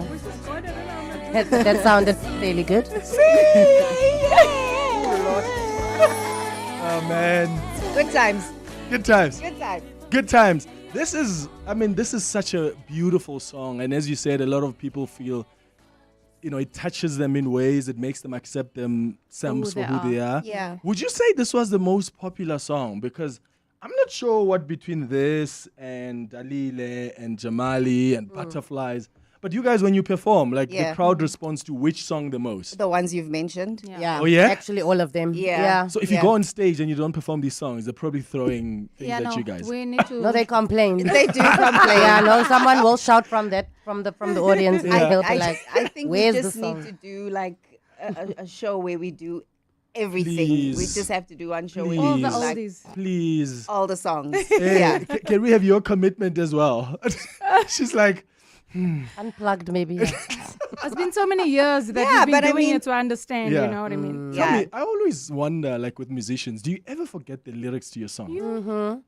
No ways. We do. So before you, is that why then rehearsals are so important? So Yes. that Absolutely. you bring that Yeah, back. I mean, the ones that we perform frequently is they stay top of mind. But it's the ones that are the requests. Yeah. And you're like, oh, we haven't performed that in 7 years. I don't, what's my lyrics? And we kind of just feed off each other. And I'm like, if I forget, guys, just please, just catch it. Well, it doesn't help if I've Catch it. forgotten too. So Yeah. Yeah, that doesn't help when they forget to, and then we all, like nobody's then it's catching you. silence. Yeah. How did you guys deal with the fame at the time, Liesel? I mean, it was something new for you guys, and I mean, everybody, you were recognizable, the Yeah. family in your Yeah. community across the country. You know what? We just took it a day at a time because it was all so new to us. It was still overwhelming. We're in this group. We're now walking out and people are screaming, Jamali, we love you, and we want pictures, and we want... So we had to take it a day at a time to learn actually how to, Navigate. connect to the people and the crowds out there. But we got into it, and we are now used to it, and we take it as it comes, Yeah. And you also stay grounded because of your family. I think more than Absolutely. anything, I don't think the fame ever went to our heads or we Yeah. really fully comprehended the type of fame that we had, you know. I think more than anything is when I go home to my parents, I must still go hang the washing. I was not the superstar girl that people were lining up to want to take pictures at their front door. They'll just be like, no, Mauritian is busy doing dishes. Come back later, you know. So I think those type of things just keep you grounded and it doesn't get to your head. The focus was always just the music and us creating and staying a unit and making money. Lovely. So on the YouTube page, I told you guys we're live on YouTube. Hello YouTubers. YouTubers. Hey, If you're not everybody. listening on YouTube or watching there, you can go to the 702 YouTube page. Kagiso on YouTube says, hey, Jamali Clement made us believe that it is possible. Talent with hard work made them special, and I followed them. Thank So you. creative, this youth and Allah. Another one says, Clement, this is Busi also on YouTube, says, Clement and the team, I love those ladies and big ups to them that they still got it. Thanks, Busi. And they still together. So wonderful. Love you, Busi, I've got some man. WhatsApps as well that are Thank coming you on so much. 072 702 and 702. Can I please ask you to put on the headphones? yes, of Yes. course. And listen to some WhatsApps. One I am, I can feel for your expectations to fulfill any fantasy. If what I am is what you need, love me for me, and for something that I will never be. Woo, Clemente, Clemente. Oh, my love for Jamali is through the roof. Kere, I had to move a meeting today. I have a meeting at 10:30. I was like, can we please move it to shame. 11? I have Oh, a wow. family emergency. My family emergency is Jamali. I love you guys so much. We love you, Thank you girl. for having We me love on the you. show. We love you so I much. hope your boss is not listening. That would be awkward. We are family. Love me for me. Oh, don't love me. I'm not. That's brave to take that part. Change you. than who all that I have is all more can be. I love you for you. So love me for me for me. Yeah, you. Oh, Clement. Okay, got the No. pipes. Yeah, Ay. Oh, Jamali, guys. Oh, I'm a 32-year-old man, and I remember them. Oh, my sister used to love them. She would make me perform with them. Ah, Jamali, take me back to when times were awesome and we didn't have Madanga commissions. You know? Yeah. Thank you guys for Wow. beautiful music. We love this, guys. Track number 12. Track number 12. Good morning, Clement, and my favorite Jamali team. Track number 12. It's what? I still get Those those butterflies. butterflies. Hey. Crazy after all this time. Yeah. I wonder if you realize Sing, boy. what you mean to me. What you mean to me. Yeah. Woo! Thank you, Clement. That is so cool. How do you guys feel when you still have people who say, "Oh my God, your music still touches me"? Look, I mean, this- after 13 years of having not released anything, and people still feel that way about you guys. I think we're just really, really lucky. Yeah, we're so I lucky. think we are so blessed because I don't take for granted that this doesn't happen to a lot of artists, a lot of musicians, where we actually have support and fans after so many years. And also the music, we got blessed with hits. Yeah, man. Not just one, man. Not just Not one, two, you know. not three. So it's really something that I always think about. I always think about how blessed we are to have hits that we can come back to 23 years later and people still nostalgic, still vibe to it. They still love it. They still sing along. It's part of their childhoods. It's part of their important memories in their lives. It's it's a big deal to me, honestly. Big deal, Timeless music. Timeless. And this song was written by Diane Warren. She writes for Tony Braxton, Boyz II Men, those kind of big artists. And we happen to get that song. So like Jackie said, we're really blessed because people are touched by it and they're inspired by it. It lifts them up and it encourages them. Yeah. I think it's still so surreal to see all the men that sing ballads. Right? I'm not the girl that you see. They Gen Zs don't sing ballads like this, you know what I mean? They sing loud. Like, it's just a beautiful thing, I think, to watch and to listen to hear how it inspired them, or whether their parents were listening to it or their sisters. But it was that era of men that was really in, the chivalry was still alive, just really in touch with that emotional side, and it's just a beautiful thing too. Beautiful, yeah. And I see a lot of people are like, also play us the new single. Yes, Yes, we're we're going to. We'll get there. We're still taking you back. We're still in We'll get a there. nostalgic Okay, it's bubble. 10:31. Time for the latest in Eyewitness News headlines. Fiso, good morning. Thanks, Clemens. Good morning. Suspended Member of Parliament Fadil Adams has corrected some parts of his testimony at the Madlanga Commission this morning. Adams yesterday claimed he met with a person called Alvis at the Orlando police station in 2024, where he opened one of several criminal cases against senior crime intelligence officers. It emerged during the commission that the person was a handler of self-proclaimed political fixer Brown Mokhotsi. Ekurhuleni Municipal Manager Kagiso Lerutla is set to make representations to the Director of Public Prosecutions seeking the withdrawal of charges against him. Lerutla and suspended EMPD Deputy Chief Julius Mkhwanazi appeared in the Boksburg Magistrates Court this morning on charges of fraud and defeating the ends of justice.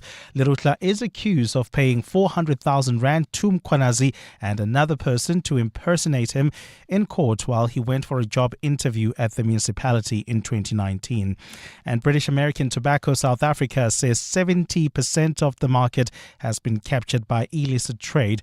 The company's Johnny Moloto says people often think the problem is about cheap cigarettes being sold in the streets, but the comments come as the Consumer Goods Council of South Africa steps up its campaign to warn consumers about the broader economic costs of buying illicit goods. And those are the headlines this EWN, and more at 11 or as it happens. EWN Traffic. Well, traveling on the N14 West, we've got delays just as we approach the R512. That's Winnie Mandela Drive. There's also queuing traffic reported along the M1 South. An accident between the Baklu interchange and Marlborough Drive. Please approach with care. While traveling in the Bedford View area, we still have got delays between the N3 North and Van Buren Road. That's slow moving traffic reported on the M2 West between the Crown Interchange and Main Reef Road. More updates coming up. Stay tuned. There's more EWN on air, online, and on the EWN app. Sunday. A day to exhale. To breathe in the melody. Melody. Unwind with Soulful Sundays on 702. Kenny Maestri starts your day with smooth R&B and timeless classics from 10 a.m. At 2 p.m., Pushaza Sibia keeps the good vibes flowing with rich, soulful sounds. And as the night sets in, let Nothemba Madumo take you on a journey with jazz and beyond from 5 to 7 p.m. Soulful Sundays. Relax, unwind, and let the music move you. Only on 702. 702. Let's walk the talk. Vandalism and theft of water infrastructure affects everyone. Damage to pipes, meters, valves, reservoirs, and other critical infrastructure can result in water outages, low pressure, sewer spillages, and costly repairs that impact communities across Johannesburg. Johannesburg Water urges residents to help protect public infrastructure by reporting suspicious activity affecting the water network. To report incidents or water-related faults, call Johannesburg Water on 010-061 4470. That's 010-061 4470. Brought to you by Johannesburg Water. Need some space in your life? Barron's is giving you the boot. The spacious Volkswagen Polo Sedan 1.6 manual. Room for the family, the shopping, the luggage, and whatever else life throws at you. Right now, drive a demo Polo Sedan 1.6 from just $4,990 per month. Serious space, serious value. But hurry, demo stock is strictly limited. Visit Barron's Woodmead and Barron's Broomer today. Barron's, the Volkswagen people. Financed through Volkswagen Financial Services. T's and C's apply. It's game on, rugby fans. FlySafair's Book Friday sale is now on. From 10 a.m. for the next 80 minutes, all domestic flights to and from Joburg are 30% off for travel until 30 November 2026. Here's to the booker, and here's to kicking off your next adventure. Hurry to flysafair.co.za, score that winning deal, and fly like a champ with 30% off. FlySafair, trusted domestic carrier of the Springboks. T's and C's apply. Across the Desk with Clement Manyathela on 702. 25 minutes before 11 o'clock on our Across the Desk feature this morning, we've got Jamali in the house, and we've played some cool songs that we used to sing along to, and it's just so lovely to just go back down memory lane, and so lovely to still have these ladies back together now. They've got new music that's out, so I cannot wait to see them on stage, and I hope that's going to come soon. Please, we've been waiting for too long. Absolutely. So better start planning. Starting tonight. You better come tonight. Come tonight. Tonight, where are you performing Moonshine tonight? in Mainland. Mainland. Saturday, Lyric Theatre, so you can choose. Okay, and can our listeners still get tickets for that? Yes. Moonshine is tonight free is entry. free. Yeah. Free, okay. And tickets are available, I think, on Web Ticket. On Web Ticket, Okay. yeah. Oh, For perfect. Resilience in Her. Yeah, Yeah. I guess it's still Women's Month, so we're still celebrating. We're still celebrating. Yeah. There's someone who was asking a question about how was it difficult to come back together after so many years with so many changes that have taken place in your lives? Because, I mean, you guys, you Liesl, you said you were traveling. Yes. You've been done in the so music many space, things. yeah, You're still just in the been music doing lots of- space. Jackie's been all of acting and you, doing Jackie, everything. You've done acting. How has it been like during that time when you guys were away? like how did that prepare you for this moment? Let me start with you. Like your experiences you had while you were not recording with the group. I think it was also an important break. Mm. Because that way you are reconnecting with yourself and you kind of remind yourself who you were before the group setting, what your own individual dreams were before the group setting. So because I'd always been involved in drama and acting, so I could do a lot more of that. And also the type of music that I like outside of pop, I could record albums, with the genres that I enjoy as well. So just doing all that and having just space to create all on my own gave me more, how can I put it, more skills that I could bring back to the team, things that I've picked up, things that I've learned, people that I've met, just different attributes that I could bring now to the group to make us better, because now things are moving a little bit faster because of how much we've each learned and how much we know more of now than we did back then, because of the break. And how about you? I mean, it's pretty much the same sentiment as what Jackie expressed there. I think that is a very necessary stage that needed to happen. It definitely is about finding yourself. For me, it was also finding what I love as an individual musically. I think I had a very tough time like splitting from the group and everybody pursuing their individual endeavors, and I'm like, well, I've only ever wanted to sing. I don't know what else I'm good at.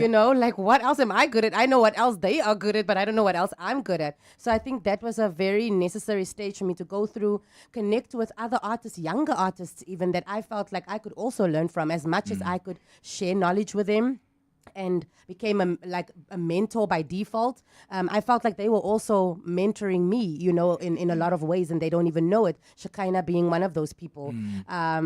So it was very important for me to just go through that stage of just unveiling, peeling back layers of who is Mauritian, what does Mauritian like, and I fell in love with so many genres and just how our cultures are so diverse and also so integrated. I just fell in love with that entire process. So I stayed within the music space. I worked with a lot of artists, young artists, DJs, and I worked on my songwriting. So those type of things helped me grow in that regard. And it made me appreciate also what we had as a unit. And coming back together, I didn't want it to feel like it's a comeback. I wanted it to feel like it's a next chapter. It's a level of growth. It's us reinventing, reimagining, repositioning ourselves, but also working on new music creatively so that people can see that we weren't stuck in an era, that we are able to grow with the times, but not losing the core of who we are as artists or as Jamali. And Liesl, what did you get up to? You know what? It's been 20 years, 4 albums down the line for us, and I think it is very imperative for us to take that break and to just discover who we are personally and what we want to do as well, because each of us have different feels and loves for different types of music. I mean, I also have a gospel background, and that is something I still want to do individually on the side, releasing more singles and stuff. I really still want to go into that, and we can do both. Remember, tomorrow is not promised, so you must live out your gift as much as you can. And so we are doing that, but coming back, it felt normal, it felt easy. We are more mature now. We listened to a song, we recorded it in 3-4 hours time. We know where we belong, and I just flowed basically after that. Comes with knowing who you are, Clement, really. That's what it all boils down to. We just know who we are now. We're no longer chasing the success, we are the success. Someone wanted us, before we play the new single, wanted us to play Dalile, so here's a dedication to you.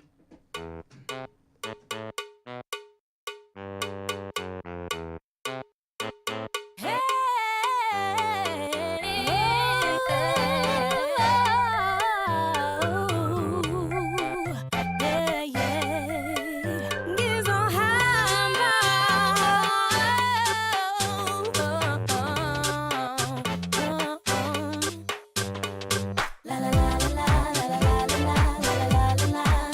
Oh la.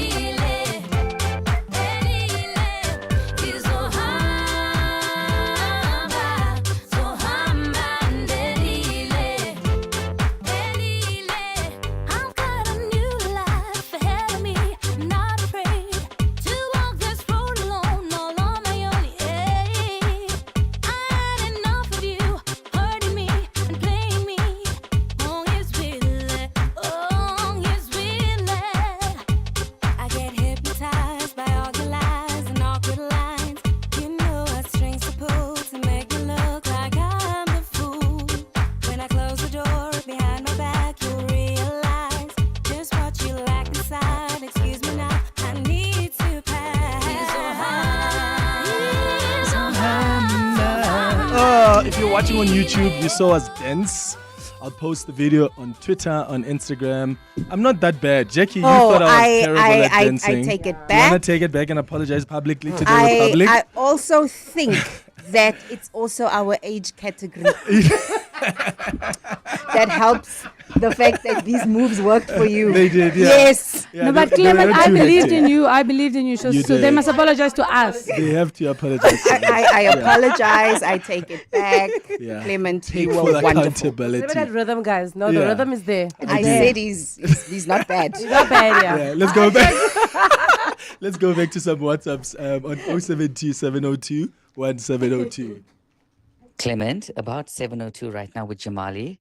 I can even tell you, I grew up with those girls, yet they were 24 when they actually came out. So I am 46 right now, but Jamali has so many memories in general. You know, so I see lots of comments on social media where people say that they had their matric dances and Jamali was playing and Jerusha was playing, etc. And the memories that is attached to times. Thank you to Jamali. We love you girls. Please stay together forever. Good morning, Clement and the team. I just want to relay a message to the ladies. I am so proud of them. You know, it took them so long. I know what they had to go through to get to where they are right now, and I can't wait, you know, to get more material from them. They're just awesome, man. Jackie, Marichal, Lizzie. No, you guys are awesome. Keep it up. You know who this is. Good morning, Clement and your guests. Those beautiful ladies out there, Jamali, they all look beautiful. Listen, I used to watch my nieces and my nephews. I mean, they are now in their early 30s. They used to perform their songs and we'll watch them, you know, dancing, singing. Wow. And guess what? Last year at Centurion, where we had this Spa Women Challenge. I was there and those ladies, they performed and we were dancing. And now, like, I'm 52 years old, but the way I was dancing, girl, I love you, my girls. I love you. Keep it up. I love Keep you it too. up. May We the love good it. Lord Thank you. continue to bless you, and you must give us more, eh? Oh, thank you Love so you much. guys. Sister Beautiful. G in We love Pretoria. everybody that sends through WhatsApps, man. It's beautiful. And there are Thank so you. many. So many I haven't of even them. read, and I'll read them after the break. And we'll Okay. also play their new single after Yeah. this break. It's 13 minutes before 11. Local government elections aren't just about municipalities and councillors. They're about people like you and the park where your children play, the streetlights that guide you to the bus stop, the neighborhood where you want to feel safe. The truth is, what happens in the council chamber doesn't stay there. It finds its way into the lives of ordinary people like you. So in the run-up to the local government elections, 702, Cape Talk and EWN will be where your concerns become the conversation, your community becomes the story, and your voice matters, because this is more than local. It's personal. Follow every moment of the local government election on 702, Cape Talk and EWN.co.za. Download the EWN app. The Department of Transport is verifying TRN certificates issued to natural persons between the 1st of January 2000 and the 30th of June 2023 to clear dormant records from the NATIS system. So if you received a TRN during this period, visit transport.gov.za and use the TRN portal for more information and to check whether your number appears on the dormant list. Affected holders have 30 days from the date of publication of this notice to verify their details and submit the required documents at the listed provincial offices. For inquiries, email trn@dot.gov.za using your TRN number as the subject line. This message is issued by the National Department of Transport. Happiness starts in the garden. It starts with the first herbs you pick for tonight's dinner, the color that welcomes you home after a long day, and the simple joy of watching something you planted begin to grow.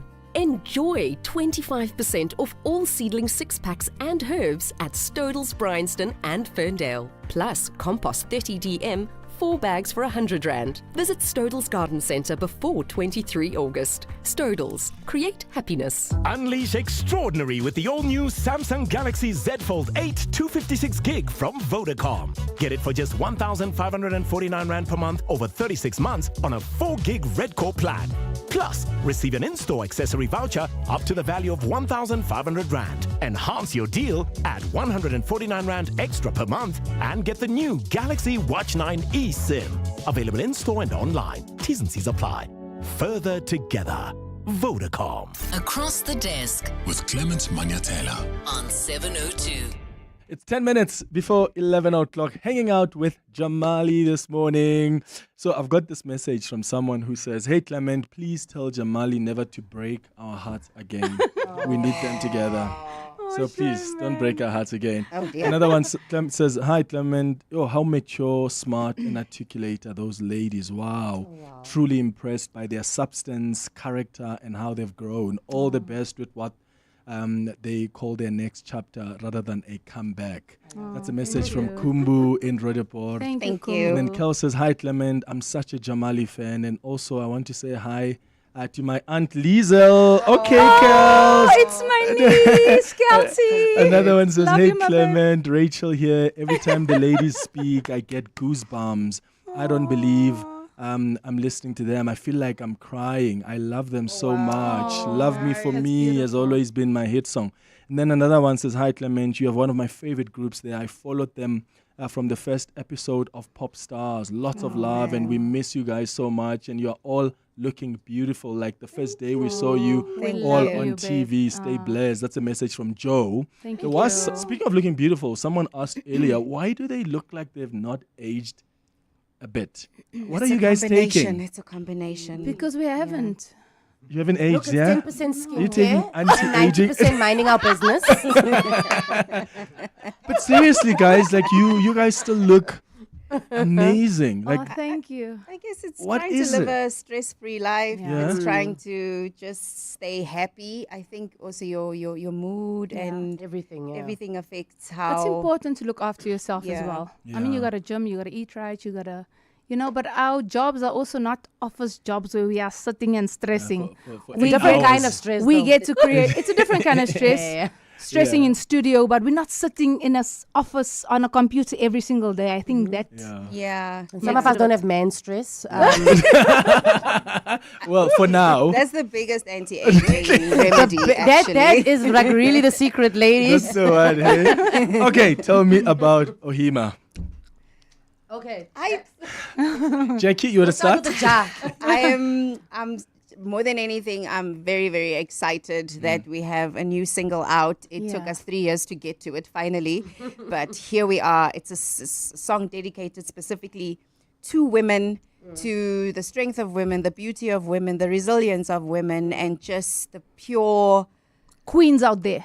Yeah, the royal and soft energy that we carry as well. So, yeah, Mauritian, you can tell us about how it all came about. Okay, so I was actually in a writing camp with this producer called Batundi. He works with like the likes of Trezor, Drake, Wizkid, Thames, Ira Star, to name but a few. And I knew that this guy was very, very difficult to to impress or just like convince to give us a song because we can't afford him, number one. Because they're charging dollars. But I think luckily for us, he was a fan too of Jamali. And so when I brought up to him, look, we're also busy with music and I'm hearing you playing some Afro beats and I would love for you to give Jamali like an Afro beat song because it would be interesting to see what we do on Afro beats, this time around, seeing we haven't recorded in 13 years.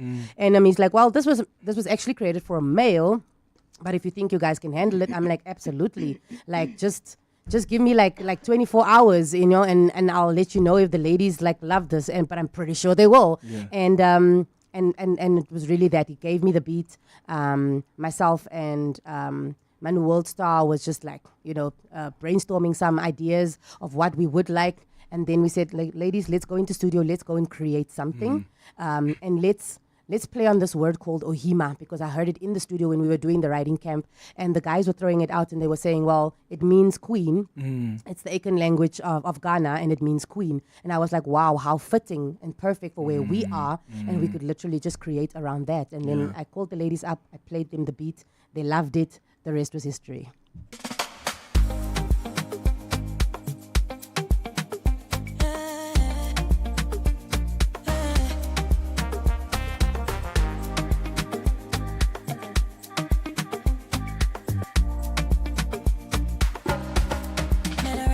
African man.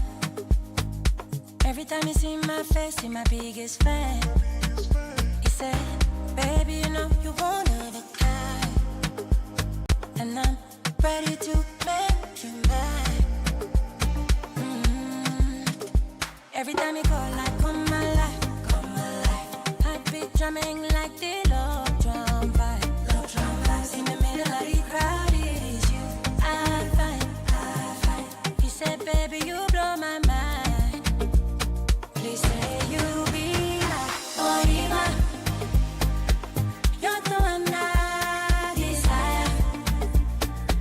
Set my soul on fire. Ohima, Ohima, Ohima. You're the one I desire. Set my soul on fire. Ohima, give me a forever. I remember when you came my way, big smiles. Suddenly you changed my day. Boy, you make me lose my way. Kinda like how you make me stay. You be the melody inside my head. You make my spirit dance before I go to bed. Every little word that you ever said, growing like a flame, covered in red. Every time you call, like, come my life, come my life. I'd be drumming like the low drum vibes, low drum vibes. In the middle of the crowd is you, I find. He said, baby, you blow my mind. Please say you be my Ohima. You're the one I desire. Set my soul on fire. Ohima, Ohima, Ohima. You're the one I desire. Set my soul on fire. Ohima, give me a forever. Slow it down, let the rhythm just hold you. Baby, beat that in my heart when I told you. I go stay, never run when the rain falls down. King and queen, when you give me the crown. Ohima, you be fire, fire. Ohima, take me higher. Ohima, you're the one I desire. Set my soul on fire. Ohima, Ohima, Ohima. You're the one I desire. Set my soul on fire. Ohima, give me a forever. What a song. What a song, guys. What a beautiful song. Liesl, was Clement listening to this? I was. I don't know. You are very good at remembering lyrics. Can you just sing a little piece? Ohima. Yes, and La, la, la, la, la. You're my desire. Yes. That desire. I got that right. You did. Set my soul On fire. Here's You a voice got it. note that's come through. Wow, wow. Clement, listening to Jamali, my all-time favorite. And my daughter's name is Ohima, Queen Mother. Oh. Wow. I'm definitely gonna love this one. Thank you so much. We love you and your Ohima. Yeah. Oh, that's a dedication to all of the queens in this Women's Month. Oh, ladies, thank you so much for coming through. This was amazing. We really love you guys. We love the work, the music you've given us, and I can't wait to see what more you guys have in store for us. I'm going to see you guys tonight. Probably even tomorrow again. Moonshine. Yes. So please. I'm going to call you on stage tonight, so you better be there. I mean, you can become the fourth member. You've loved us for so long. I'll represent all the gents out there. Truly, guys. It can be what Jamali meant. That's a nice one. Thank you guys for coming through. Thank you so much. It's a minute before 11. Day 42 in my new kitchen. I'm currently staring at the seamless handle profiles and integrated LED lighting of this masterpiece of modern architecture. My husband thinks I'm making a sandwich, but I'm just running my hands along the porcelain countertops for the 10th time today. I've even started speaking exclusively in a British accent to match the opulence. For a bespoke culinary space, visit Moremi Kitchens today at moremikitchens.co.za. This advert is paid for by the political party concerned. Ish, I love my hometown, but for too long now, I look around and think we deserve better than this. The water goes off for days, the streets are falling apart, and things never get fixed. Look, I'm not asking for anything fancy. I just want basics to work. And I know they can work because I've seen it where the Democratic Alliance is in charge. I want our town to work for all. So in this election, I'm voting DA. This advert was paid for by the political party concerned. This conversation, the conversation doesn't stop when you get behind the wheel, right? With Prime Media Plus app, you can now listen on 702. Listen to 702 through Apple CarPlay and Android Auto, seamlessly integrated into your vehicle. No dropouts, no detours. Stay connected to the latest news, insightful conversations, and the voices you trust, all in crystal clear digital sound. Download the Prime Media Plus app today and take 702 wherever the road leads. This is EWN. Good morning, I'm Sfiso Zulu. Suspended Member of Parliament Fadil Adams has corrected some parts of his testimony at the Madlanga Commission this morning. Adams yesterday claimed he met with a person called Elvis at the Orlando Police Station in 2024, where he opened one of several criminal cases against senior crime intelligence officers. It emerged during the commission that the person was a handler of self-proclaimed political fixer Ramaphosa. Adams then this morning quickly corrected how he met with the contact, claiming the pair traveled together to the police station with another person he claimed he did not know. When I was at the police station, I was close to the police station, and he told me he was at the tire shop and he was expecting me much later. And I said, must I meet you at the police station? And he sent me his location and said, no, come to the tire shop. And we arrived at the police station together. Adams has also accepted that General Peter Jacobs of the Police Inspectorate was entitled to have dockets of criminal cases he lodged, despite Adams' earlier claim that the movement of dockets to Pretoria were suspicious. He continues with his testimony. Ekurhuleni Municipal Manager Kagiso Lerutla is set to make representations to the Director of Public Prosecutions seeking the withdrawal of charges against him. Lerutla and suspended EMPD Deputy Chief Julius Mkhwanazi appeared in the Boksburg Magistrates Court this morning on charges of fraud and defeating the ends of justice. Lerutla is accused of paying 400,000 rand to Mkhwanazi and another person to impersonate him in court while he went for a job interview at the municipality in 2019. Demakatso Leshuro reports. Kagiso Lerutla's legal team says it has referred the representations to Senior Counsel Advocate Mike Helens, who was instructed on Monday. The legal team has also requested the state to provide the affidavit used to support his arrest warrant in the matter, which the state has declined. Advocate Zweli Zakwe represents Lerutla. We therefore request that this honorable court should please postpone this case for us to receive guidance from the SC whether to file the reps without this affidavit or to bring an application before this honorable court to compel the state to give us the affidavit. Meanwhile, Mkhwanazi, who was granted bail in this matter, remains in custody at the Benoni Police Station ahead of further court appearances in other matters next week. The case has been postponed to 29 September for Lerutla to file his representations or to compel the state to provide the affidavit. Demakatso Leshoro, Eyewitness News, Boksburg Magistrates Court. Two opposition parties will make a last-ditch attempt in the Western Cape High Court today to apply for leave to appeal an interdict granted to President Cyril Ramaphosa to temporarily stay proceedings of his impeachment inquiry. The MK Party and the UAT believe the court misdirected itself to stop ongoing parliamentary proceedings midstream. The parties maintain the matter falls within the jurisdiction of the Constitutional Court after it ordered Parliament in May to begin impeachment proceedings against the president in connection with the US dollar stolen from his farm in 2020. Last week, the Apex Court rejected a similar attempt by the same parties for leave to appeal directly to it. Lindsay Tentlinker has more. The Constitutional Court has already indicated to political parties that it's not in the interest of justice to hear their appeal against the High Court interdict, given that President Cyril Ramaphosa's review application is due to be heard in 2 weeks' time. Ramaphosa wants the High Court to consider the lawfulness of the report that has given rise to the impeachment proceedings against him. Until that matter has been decided, the High Court has prevented public hearings of the Section 89 inquiry.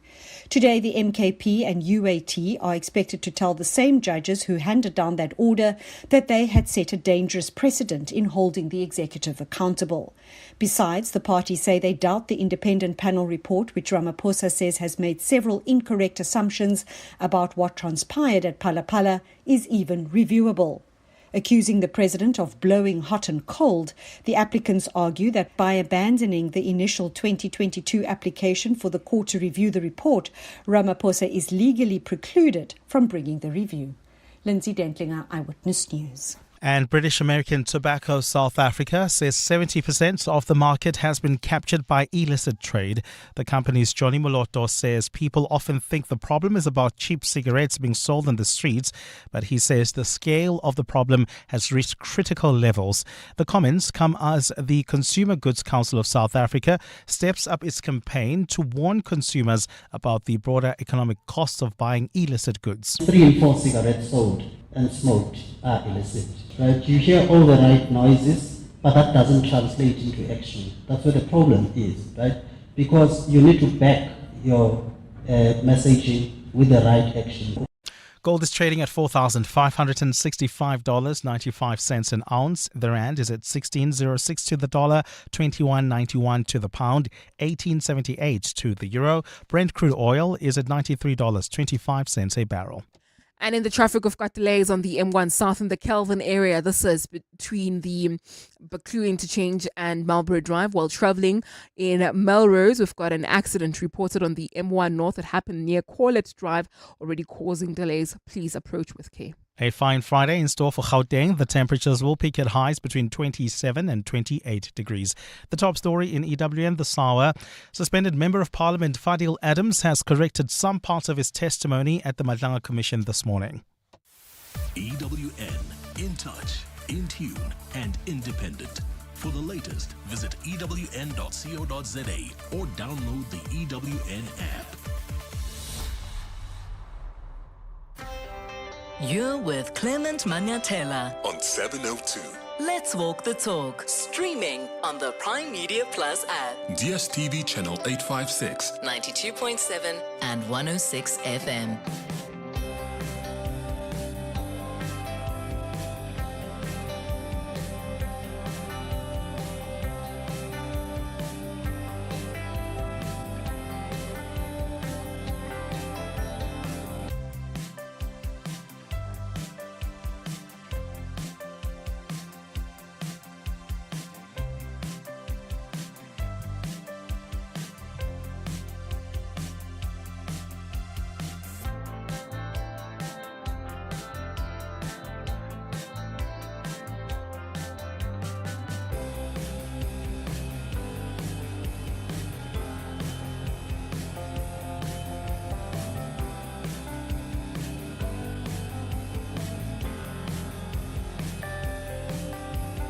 Eight minutes after 11 o'clock. Dumelang, Sanbonani.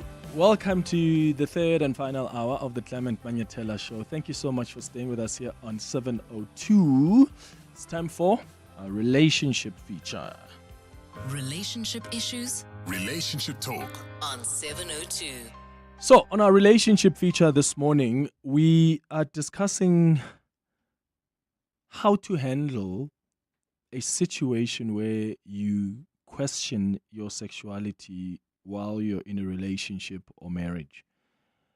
And experts often say that it's completely normal to question your sexuality. It can become far more complicated, though, when those questions emerge while you're already in a committed monogamous relationship. That's what they say. So for people in committed relationships, finding out that your partner is questioning their sexuality can be shocking news.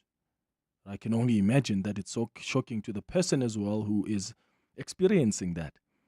This can bring confusion, uncertainty, even fear, not only about who you are, but about what it means for the relationship that you are already in. And there are many people who believe that discovering who you are must happen when you settle down. I mean, but human attraction is fluid, right? And can change at any age. So exploring these new feelings does not necessarily mean that your current relationship was a lie or that you love your partner any less. But what happens when you're trying to understand your sexuality while also trying to protect a relationship that you value? Like, do you tell your partner? Do you need to act on those feelings to understand them? And how do you even navigate the uncertainty without hurting yourself or the person that you love? So I'd like to know from you this morning on 011-883-0702, WhatsApp's on 072-702-1702. Have you ever questioned your sexuality while you were already in a relationship? And what did you do afterwards? Because there are people who, for instance, will be in heterosexual marriages or relationship, and during the course of that relationship, they realize that actually I'm attracted to, people of the same sex, and they either do that on the side or they decide to end the relationship or marriage. And sometimes it doesn't even happen through a conversation. And I'd like to know how it's happened with you, if that's what you experienced. Did your partner sit you down? Did you sit your partner down and say, hey, this is what's going on. I'm beginning to, this is what I'm realizing about myself now. Was it a difficult conversation? I want you to give us a call, please, on 011-883-0702. You can send WhatsApps on 072-702-1702. Casey Blake is a registered counselor and sexologist who's going to guide us through this complex conversation. Casey, welcome to the show. Good morning. Good morning, Clement. Morning, listeners. Happy Friday. Yes. So, how common is it for people to question their sexuality after they are already in a committed relationship or marriage? Pretty common, actually. I think we get stuck on the myth that sexuality is decided in our adolescence or young adulthood, and it stays like that forever, and there's no space to ask yourself any questions. But the reality is, we often don't have time, emotional space, emotional safety to even think about these things as adolescents and young adults until we are in long-term relationships or later on. And then something happens around you, you hear something triggers, and you go, wait, am I actually straight? Mm-hmm. And I think the biggest thing is don't panic. So when I introduced this conversation earlier in the morning and I said, this is what we're going to talk about, someone sent a tweet, a DM, and said, to be honest with you, in my case, this person on Twitter says, in my case, I knew before I even got into my marriage that I was gay, but I thought maybe I'm going to be able to pray it away, and I really wanted children and a family. And once I was in, it was very tough because I did love my wife and I loved my children, but I also knew that I wasn't living an authentic life. So are there instances where people get in knowing? 100%. I think we have to remember that our society, as much as it's becoming more and more comfortable with people who are not heterosexual, and I'm going to get to, I'll start with it maybe. Compulsory heterosexuality is the idea, and I often use the term heteronormativity. It's the same idea where the norm is to be straight. So if you are not normal, you have all kinds of feelings. And in a society that's based on being so many different ways to be normal and yet so few ways, we want belonging, we want acceptance. And if you are in a space where there is homophobia, subtle or not so subtle, if there's a space where the conversations around you are always talking about sexuality as a choice and a lifestyle rather than a part of who you are, you do try to pray it away. You do try and live it and fake it till you make it. But you can't fake something you're not. Yeah, sure. So, okay, now let's go back then to just people who find themselves questioning that.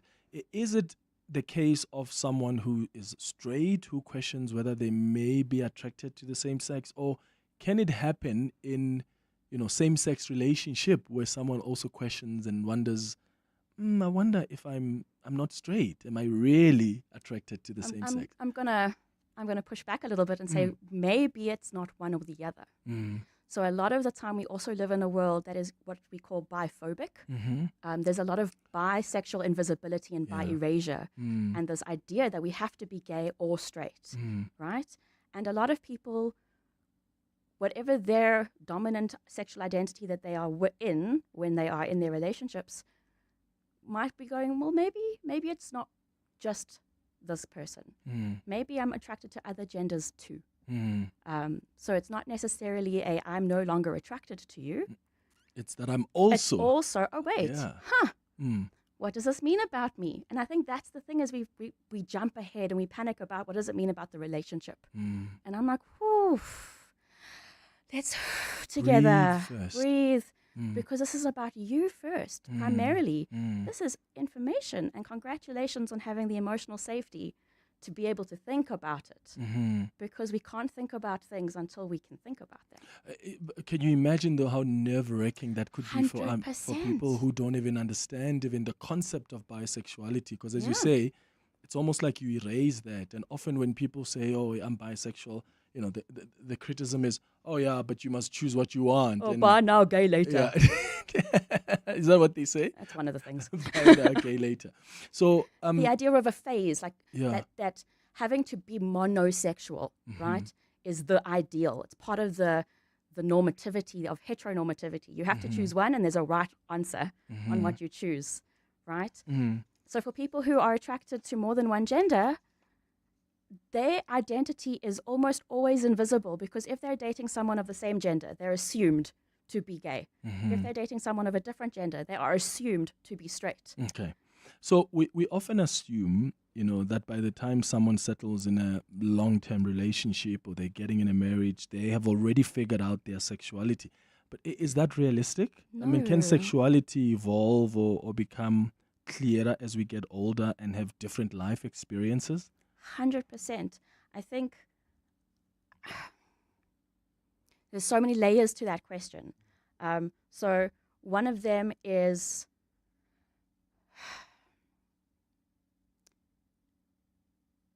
yes, adolescence and the young adulthood is a long period of time, right? However, there is so much to navigate. In psychology, we talk about identity formation that happens when you're a teenager, but it actually happens throughout life. Because as you are exposed to more information, I think you and I have had aha moments in our conversations over the years where you're like, I didn't realize about myself. And that is something about your sexuality that language, conversations, representation, having access to all these different things means there's access to possibilities. And a possibility means you have the option to consider it. Is it a possibility for you? So talking about bisexual, pansexual, the umbrella of queerness and queer identities, this stuff wasn't available in the way that it is now.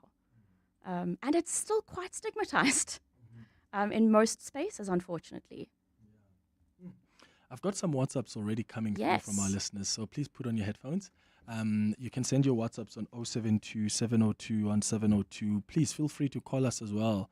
Maybe you want to share your experience with us, or maybe it's an experience someone close to you had that's sort of close to the subject matter we're discussing on our relationship feature this morning. How do you handle a situation where you question your sexuality while in a relationship or marriage? And some of you, maybe you started questioning and you decided, okay, we have to divorce, or the relationship ends because this is a trajectory you're taking now. Or maybe you just wanted to have an honest conversation with your partner about what you're thinking about, what you're experiencing, what you are feeling. How did that conversation go? Let's start with WhatsApps on 0727021702. Hey Clement, this is Anonymous. I'm from Albertine. Like on the same topic that you are discussing with your guest, like I just want to ask, like as a straight guy or as a straight man, like is it normal, like to have dreams, like every now and then? I would say like 3 or 2 times a year, being intimate with another man. You see, it happens to me. It happens. I don't wanna lie.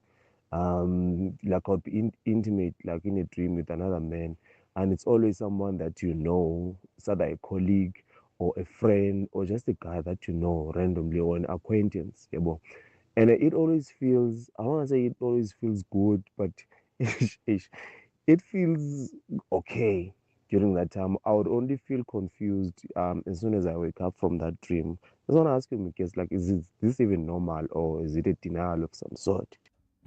Oh, thank you so much. And thank you for being brave enough to also just send a WhatsApp. And, I can only imagine that even in the confusion, but you're still brave enough to say, this is a question that I really have.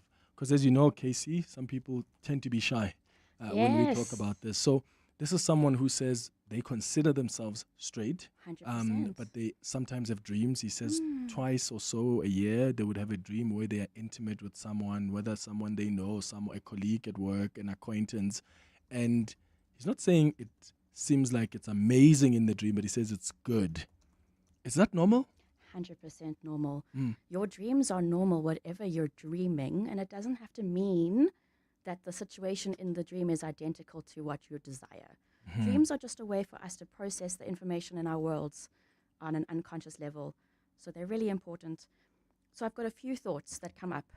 The one is about sexual identity versus sexual engagement and behavior.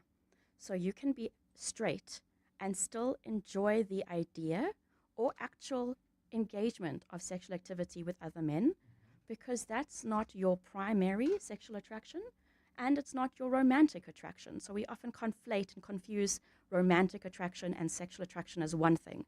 So maybe you want to have romantic and sexual relationships is the important word here, with women as a man, but you are not closed off to the idea of the occasional engagement with a man. It's a sexual engagement. There doesn't have to be feelings. That's the one thought.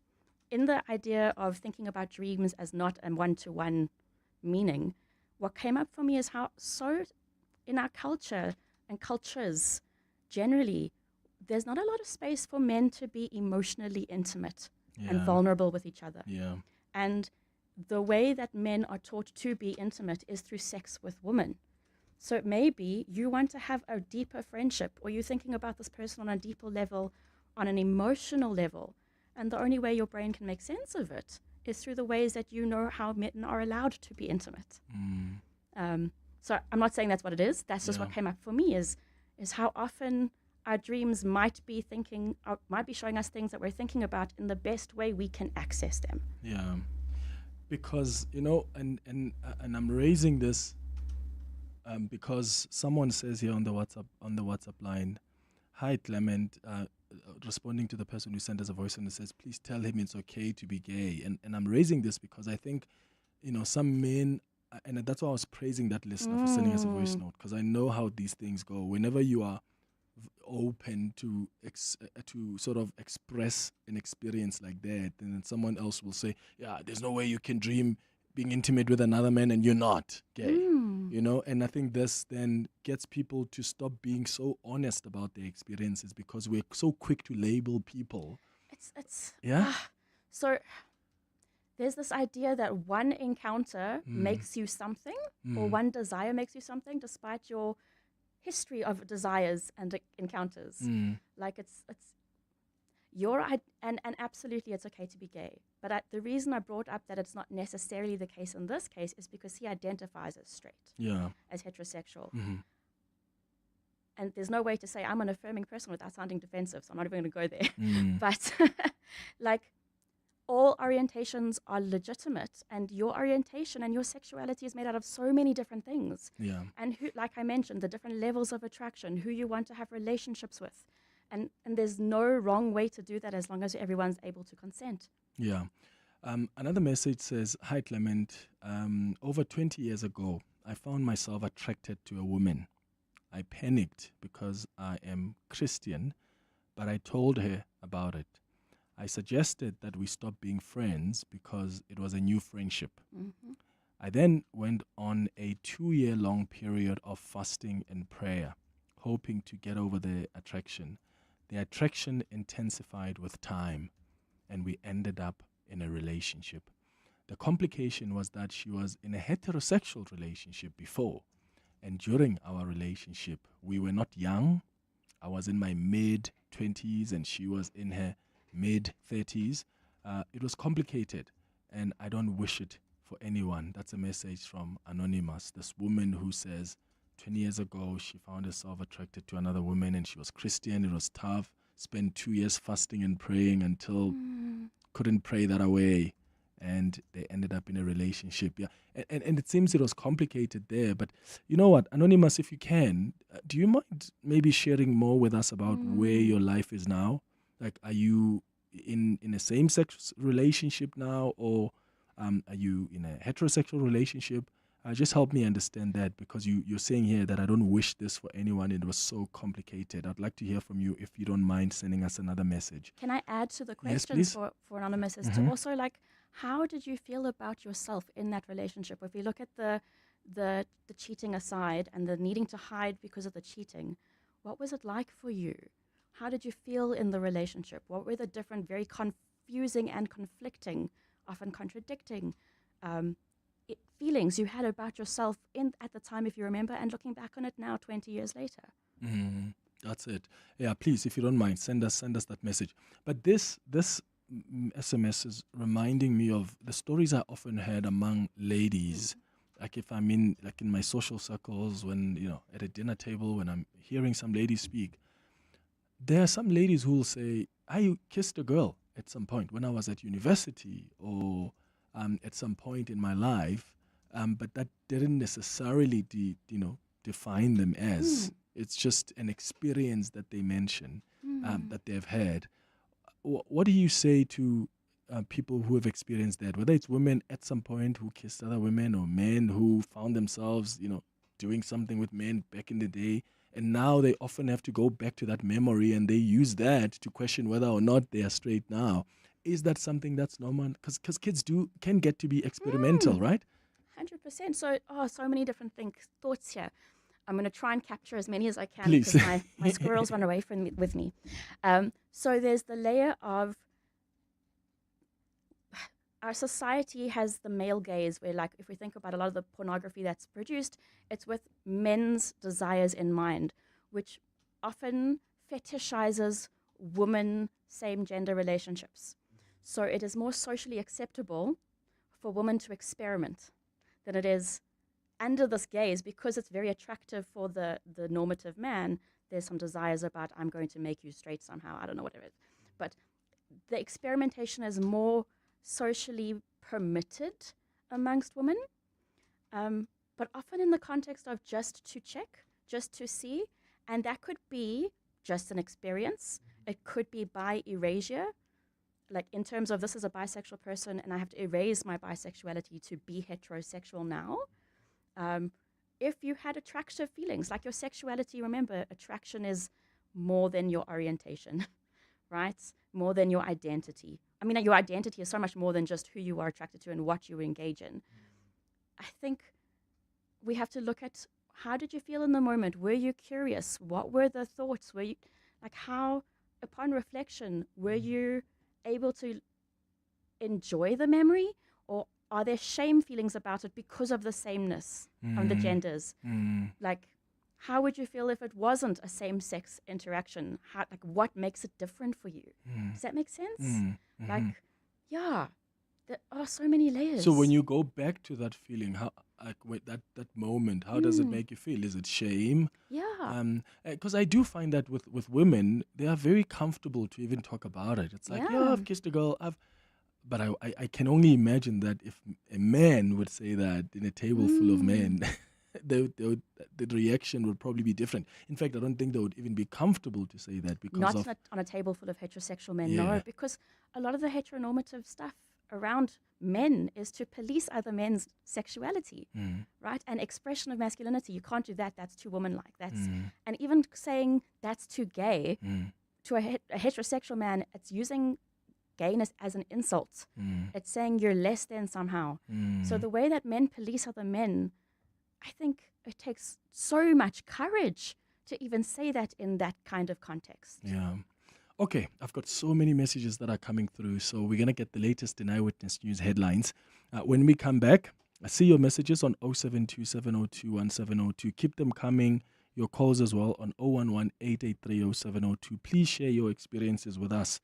You know, we have these uncomfortable conversations because these are necessary. And I choose these uncomfortable conversations because I know that in many spaces, there's no space for us to have those conversations. And I always want us to go there where a lot of people don't want us to go to. Today, we're talking about how to handle a situation where you question your sexuality while in a relationship or marriage, because it does happen.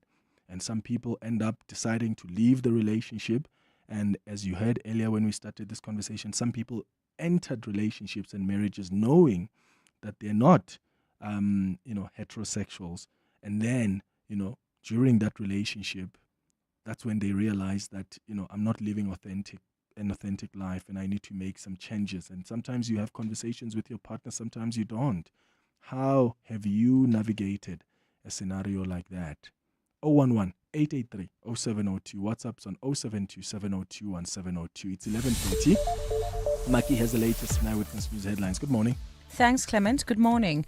We begin in the capital where suspended MP Fadil Adams has requested the Madlanga Commission to refrain from playing a recording of his meeting with IDEX advocate Trushantha Ramsamy. Adams is back on the hot seat of the inquiry for day 3 of his testimony today. On Wednesday, Adams pleaded with the Commission to access the audio claiming Ramsamy wasn't forthcoming when she testified at the Commission. Ekurhuleni Municipal Manager Kagiso Lurutla is set to make representations to the Director of Public Prosecutions seeking the withdrawal of the charges against him. Lurutla and suspended EMPD Deputy Chief Julius Mkhwanazi appeared in the Boksburg Magistrates Court this morning on charges of fraud and defeating the ends of justice.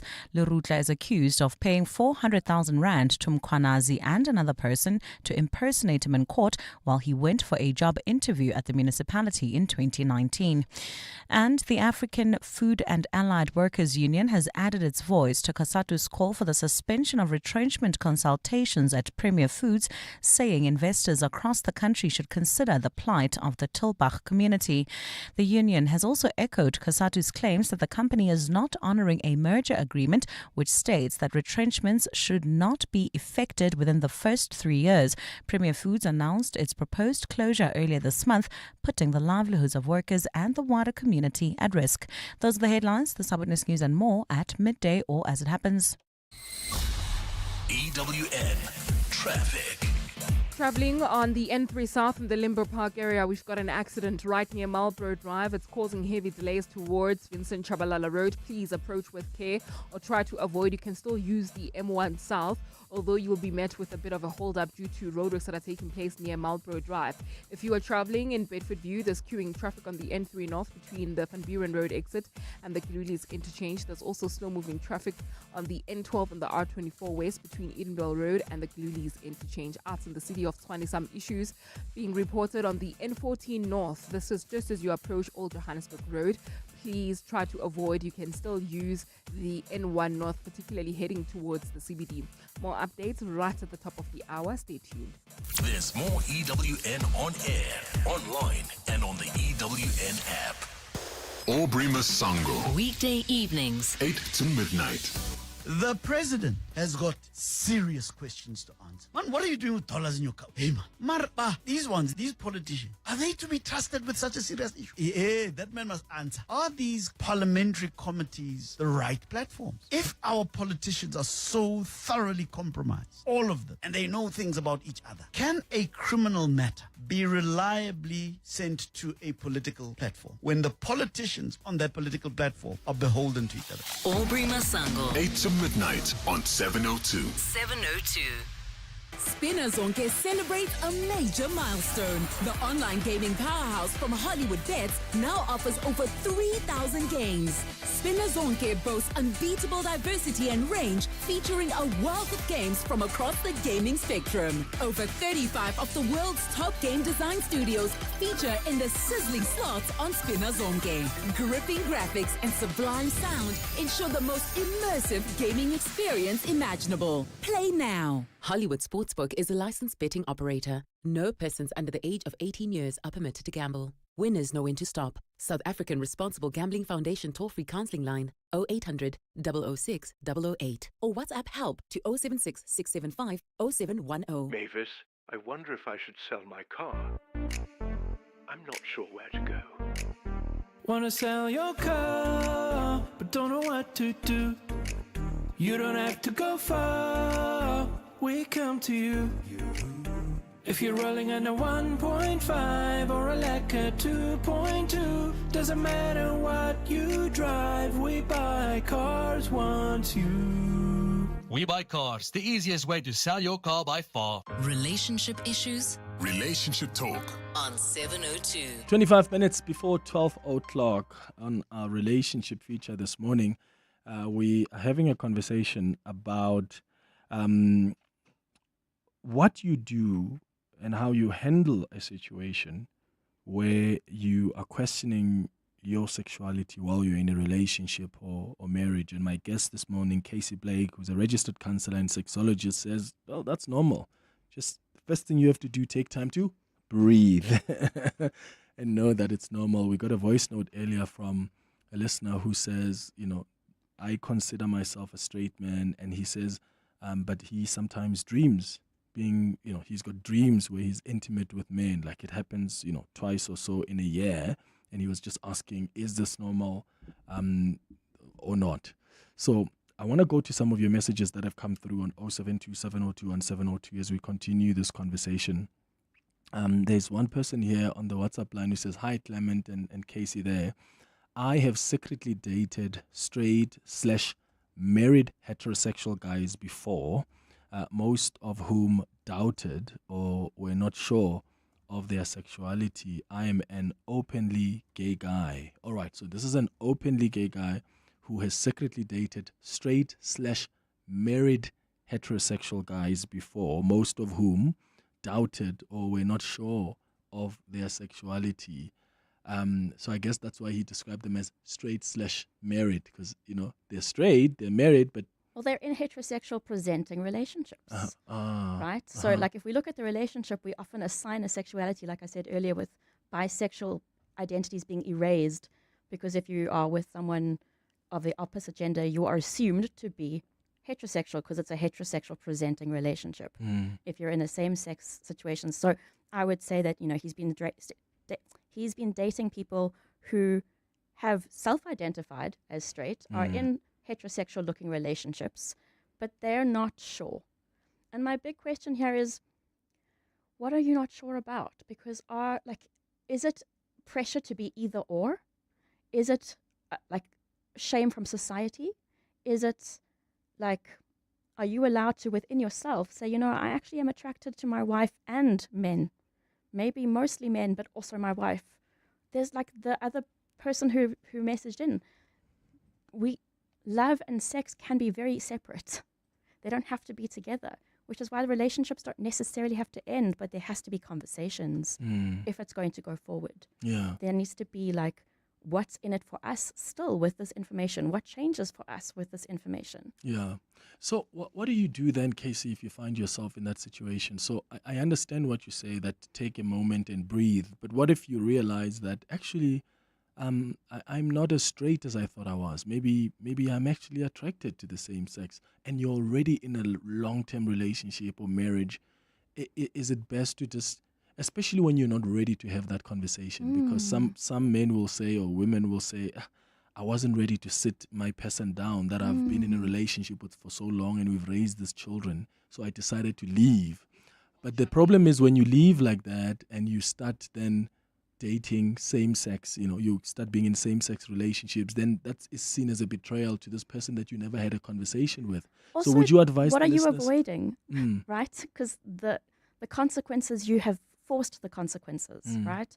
So my one of my questions is, while we're breathing, when I say, what does this information mean? Do you want to have experiences with other people? Mm-hmm.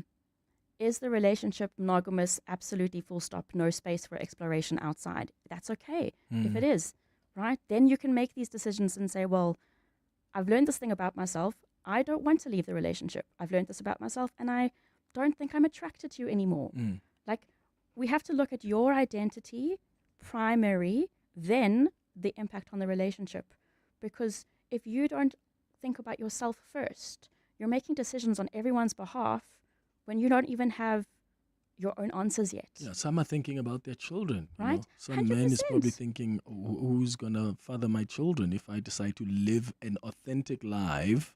Will this mean that you're going to be excluded from your children because of the society or the particular social spaces you're in are incredibly discriminatory? Will you be excluded from your child's life or not? There's so many things to consider. So I would say, if you have access to a mental health care professional who is LGBT affirming, right? Because if you go to someone who's not, they're going to pray the gay away with you and not give you the space to explore and think about it. Because all the mental health professional will do is give you the space to be like, okay, what does this information mean? Yeah. What do we do with it? How does this change you? Right? So remember that listener, Anonymous, who sent us a message and said, 20 years ago, I found myself attracted to a woman. I panicked and I fasted and prayed for 2 years because I'm Christian. It didn't go away and we ended up in a relationship. But they broke up and it was complicated. And we asked her to send another message. She sent it now. And she says, a follow-up here, Clement, I am currently not in a relationship, but if I were to be in a relationship, I would prefer a woman. It was hard and shameful for me to be in that relationship. I was hiding it from everyone around me. At first, I was even ashamed to go to church because of what the Bible says about homosexuality. It was only after the relationship ended that I was exposed to the LGBTQI plus Christian community and Christian books that are addressing the issue. I am no longer ashamed that I am attracted to women, but I am not bold enough to get back into a relationship. Wow. Oh, thank you so much. She's made so much progress. There's so much, and you say progress, but and yes, absolutely. But sometimes the word progress puts so much pressure on us, right? So I just want to say that you've made so much space for yourself, right? To look at how you can be gay, lesbian, straight, trans, queer, and a Christian, right? Religion and sexuality do not have to be at fighting with each other, right? But being scared to enter that space again, I completely get it, because now you've entered that space, you've found acceptance for who you are. But does your family share those values? Because what I'm hearing, and I hope I'm not making too many assumptions, I'm trying to name them instead of making them, is that your social circles may not have shifted in the same way. You're worried about the impacts of not being straight at work, with your family, with your extended family, like all the different social spaces. Will that support shift or go away? Is it threatened? Yeah. That's what I'm hearing when she says, I don't have the courage to do it again, like openly. No. Maybe I'm misunderstanding her. And maybe, she'll create more space for herself, and she'll get to a point where she's more confident and she can embrace who she really is, and also have another opportunity at love. By the way, this conversation, yes, will be put on podcast. I see some people are asking. In fact, one message on the WhatsApp line says, please, can you avail this conversation on podcast? My girlfriend just changed the station. Why is your girlfriend changing the station? I wonder. This feels Don't like worry. when your parents cover your eyes because Right? there's a kissing There's scene. a kissing scene on Generations. Don't worry, Anonymous. We will make this conversation available. on podcast. You can check it out after the show. So, Casey, how do we then distinguish between sexual curiosity, fantasy, emotional connection, and sexual or romantic attraction? Because then it can be confusing. Which is which? Like, when is it curiosity? When is it just fantasy? Or when is it like real emotional connection? So fantasy, I mean, this is not a simple question, and we don't have time. I mean, we could have weeks of conversations and not cover it. But I would say fantasies are the things that you think about that turn you on, not necessarily things you want to do. So one of my favorite examples around fantasies is a lot of people have waterfall fantasies, like wanting to have sex by a waterfall, behind a waterfall. But in reality, waterfalls can be terrifying. So they go on these fancy dates and they go to this waterfall because they've shared this fantasy with their partner, and they're like, I don't want actually to be, that's muddy and na. But the fantasy still turns them on. So fantasies don't have to be reality. They can just be things that turn you on. When it comes to curiosity, you're wanting to experience it because you're not sure. Maybe you'll like it. Maybe you won't, but you're open to finding out. Yeah. And there's, but if you're not ready to finding out, it can still be Yes, curiosity. Right? absolutely. Because that listener who sent us a voice note says, I dream of this thing. And it's not a bad But experience no. in the dream. I'm straight, but I'm intimate with a guy in a dream, and it's not bad. It's not bad in the dream. It's good. But That's what he says. in his waking life, is he curious about those engagements? Or is he curious about the fact that he dreamt about it more than the actual engagement? Because your curiosity is what you want to do when you're awake.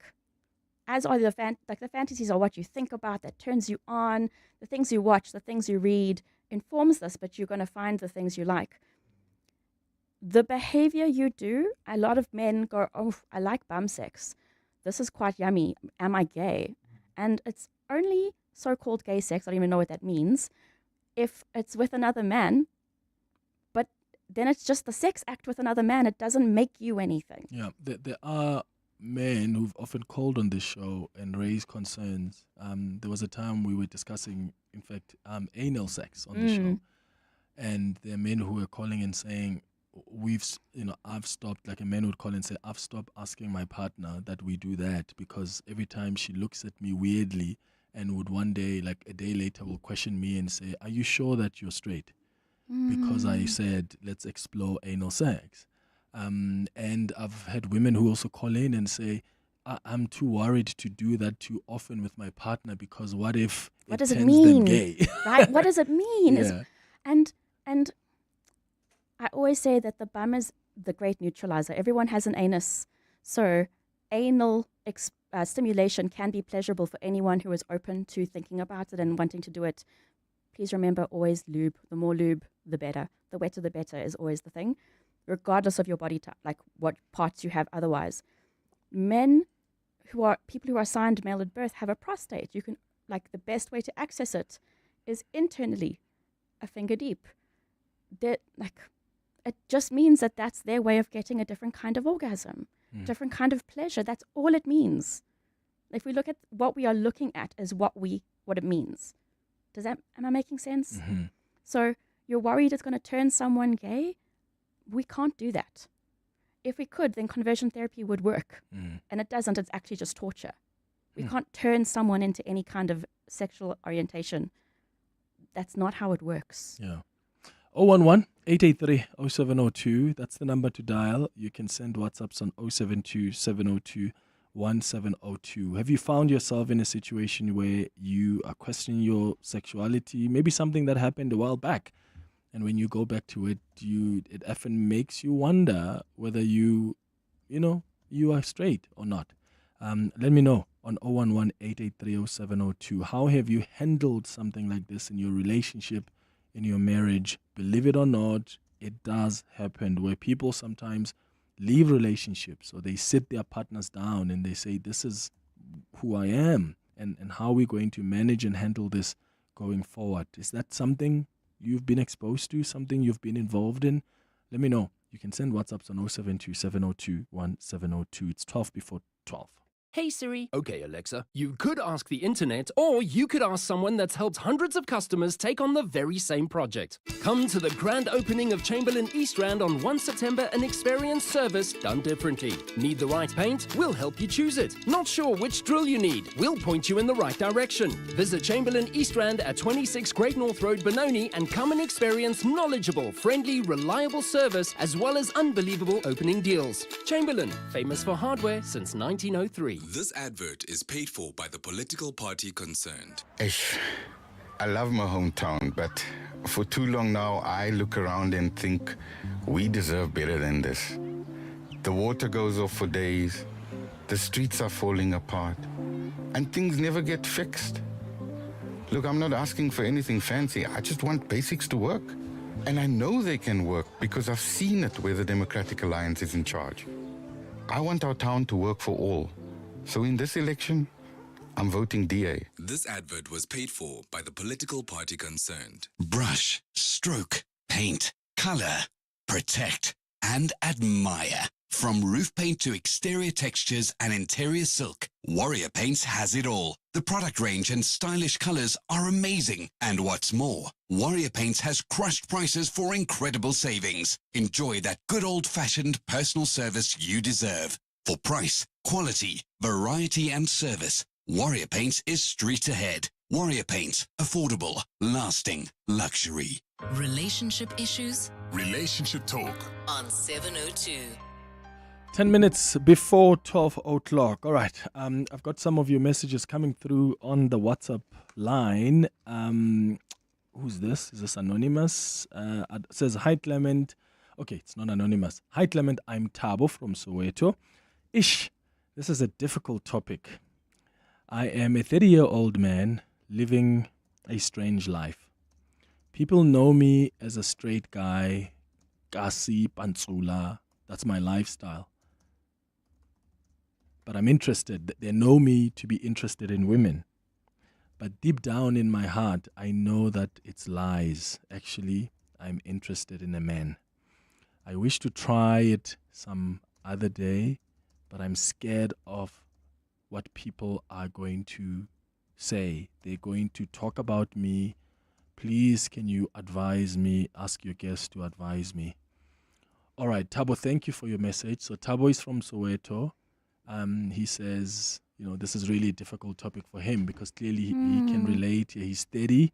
He says he's known in his community as this, township Pantsula, hyper straight man who's interested in women. But he says, deep down, I know I'm interested in men and I wish to try it some other day. But I'm scared of what people are going to say about me. Please, can you advise? Sure. Casey, any advice for Thabo? Thabo, thank you so much for coming and bringing your name into this as well. So, lots of thoughts. The one, people know you as a straight man, and it sounds like in your community, in your section of Soweto, because Soweto is not small, gay men aren't spoken about well, is what I'm hearing underneath. So I'm curious about the ways you've heard different kinds of men be spoken about in the community.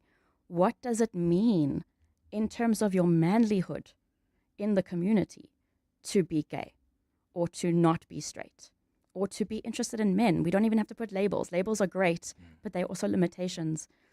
So I'm hearing so much conflict in terms of the sense of belonging. Earlier we spoke about heteronormativity or compulsory heterosexuality.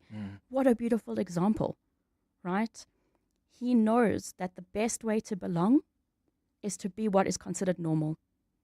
And there is a very real threat that I'm hearing of exclusion, of discrimination, of being joked about, like a lot of prejudice, right? And it breaks my heart because these ideas of normal have created so few ways for people to exist and be accepted. I don't think there's anything wrong with you. I think it's really hard to hide who you are because deep down what you also know is that the people who love you and like you love and like you for who they think you are and who you think they need you to be. So nobody really knows you. Not that your sexuality is all that you are, But when you're hiding a part of yourself, I often call it the grain of sand in your shoe. It's one part of you, but we all know how huge an impact one piece of sand can have in our shoe. It makes it feel so big. So what does he do now? Because I can only imagine maybe he's feeling, because maybe even in his friendship group, there's no one maybe that he can even talk to, because the very same friends are going to judge him. Or where do you go? Do you speak to your mom, your dad? They're probably going to judge you. So Can you he speak access some affirmative mental health care? I recently came across an NGO called Queer Well. I think it's .coza. It's I can see her name. It's the doctor who runs Quad Care. Dr. Ramakwakwa, I'm so sorry, I can't remember your first name right now. There's an organization that offers free counseling to people who are exploring and are scared. Okay, and that's called Queer? Queer Well. Queer Well, okay. I will find the link for you. Okay, cool. But I think if they Google Queer Well, it should come up. But there's so many NGOs. There's Out. They've also just reopened in Braam. Like, there's so many spaces. You just have to look for them. But if you can access mental health care that is affirming, it'll help you figure out how much of you is true that people know and how much of that will shift with this information if you are open about it yourself. I do want us, before we wrap up, to talk about, ethical non-monogamy, because there are sometimes, people who decide in their marriages or relationships that, yes, I'm realizing that I'm questioning my sexuality, or I'm actually clear on what my sexuality is, and I don't want to lose my wife, or I don't want to lose my husband.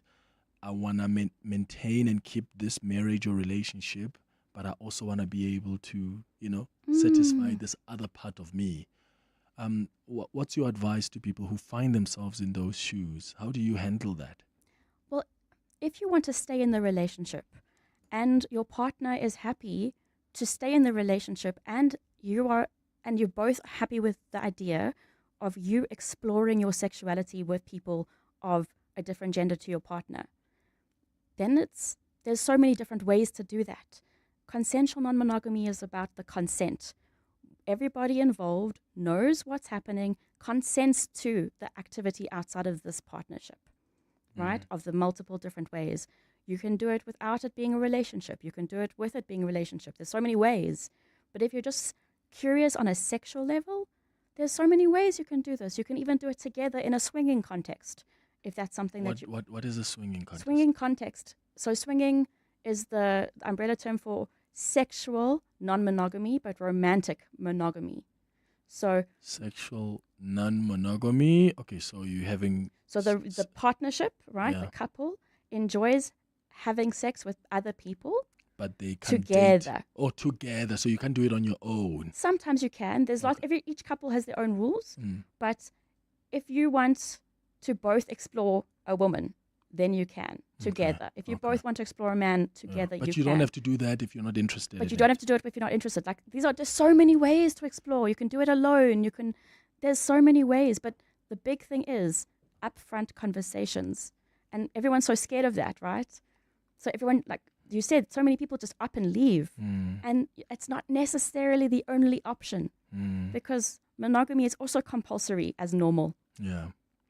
Thank you so much for giving us this website. I think that's going to be helpful to a few people listening, because I do see people are sending us messages, but some are scared to send a voice note or tell us who they are. So go to, it's queerwell.org. So www.queerwell.org. Go check that out, and hopefully you can find someone to speak to. Casey, thank you so much for coming through. Thank you for always guiding us through these, difficult, uncomfortable, but necessary conversations. We're always learning from you. I appreciate your time. Thank you so much. Always happy. 3 minutes before 12. Strong communities are built on a strong local government. Every day, municipalities work to deliver the essential services that improve lives and support thriving communities across South Africa. As the voice of local government, SALGA represents, supports, and empowers municipalities to build capable institutions, promote good governance, and advance effective service delivery. Salga, inspiring service delivery. So the other day I get this call from an insurance company. They asked if they could quote me. I said, quote me? I can't remember what I said. But if you're still thinking about it, it must have been pretty good. Mom always said I have a way with words. They just put down the phone. I don't get it. Don't get that insurance. Get Pineapple. It's easy to get and online. Pineapple FSP 48650 is underwritten by Omart Insure Limited, a licensed non-life insurer and authorized FSP. T's and C's apply. You hear that? That's the sound of business execution finally visible. No more chasing people and reports. No more disconnected systems. No more guessing if our business is performing or not. iStratGo connects strategy, people, performance, and day-to-day work into one clear software platform, so leaders can see what's working, what's not, and where to focus. Because when execution is visible, everything runs better. Book a demo on istratgo.com. istratgo.com. Coming up on the Midday Report with Mandy Wiener. Mandy Wiener, good morning. Hey, Clement. What's popping? So we've just had the charges withdrawn against the crime intelligence. Finally. So that's formally happened in court now. We're just doing a press conference at the moment, so we'll bring you the latest on that.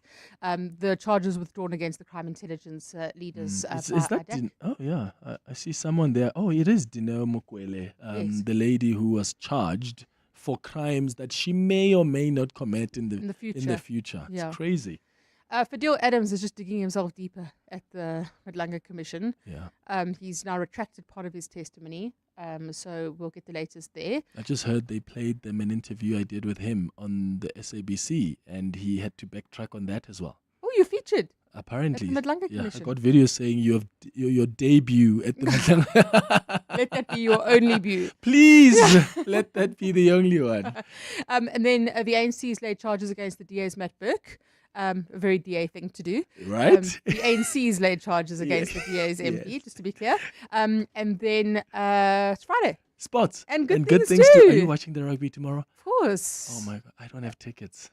No, I'm not going. Oh, I'm I not want to going. go, but I've struggled to get tickets. Is this how you're asking This is how I FNB am. and Pick and Yeah, Pay for tickets? please, Okay. help this little boy who wants to watch this big game tomorrow. You don't have 4,000 rand for tickets. They're sold out. Yeah, they're sold out. All right, that's what's coming up on the Midday Report with Mandy Wiener. I'll be back with you on Monday between 9 and 12. Have a beautiful day and weekend, my friends. Bye-bye. This is EWN. Good afternoon, I'm Maki Malapo. Suspended MP Fadil Adams has requested the Madlanga Commission to refrain from playing a recording of his meeting with IDEX advocate Dushantha Ramsamy. Adams is back on the hot seat of the inquiry for day 3 of his testimony today. On Wednesday, Adams pleaded with the Commission to access the audio, claiming Ramsamy wasn't forthcoming when she testified at the Commission. What is it that you say the recording will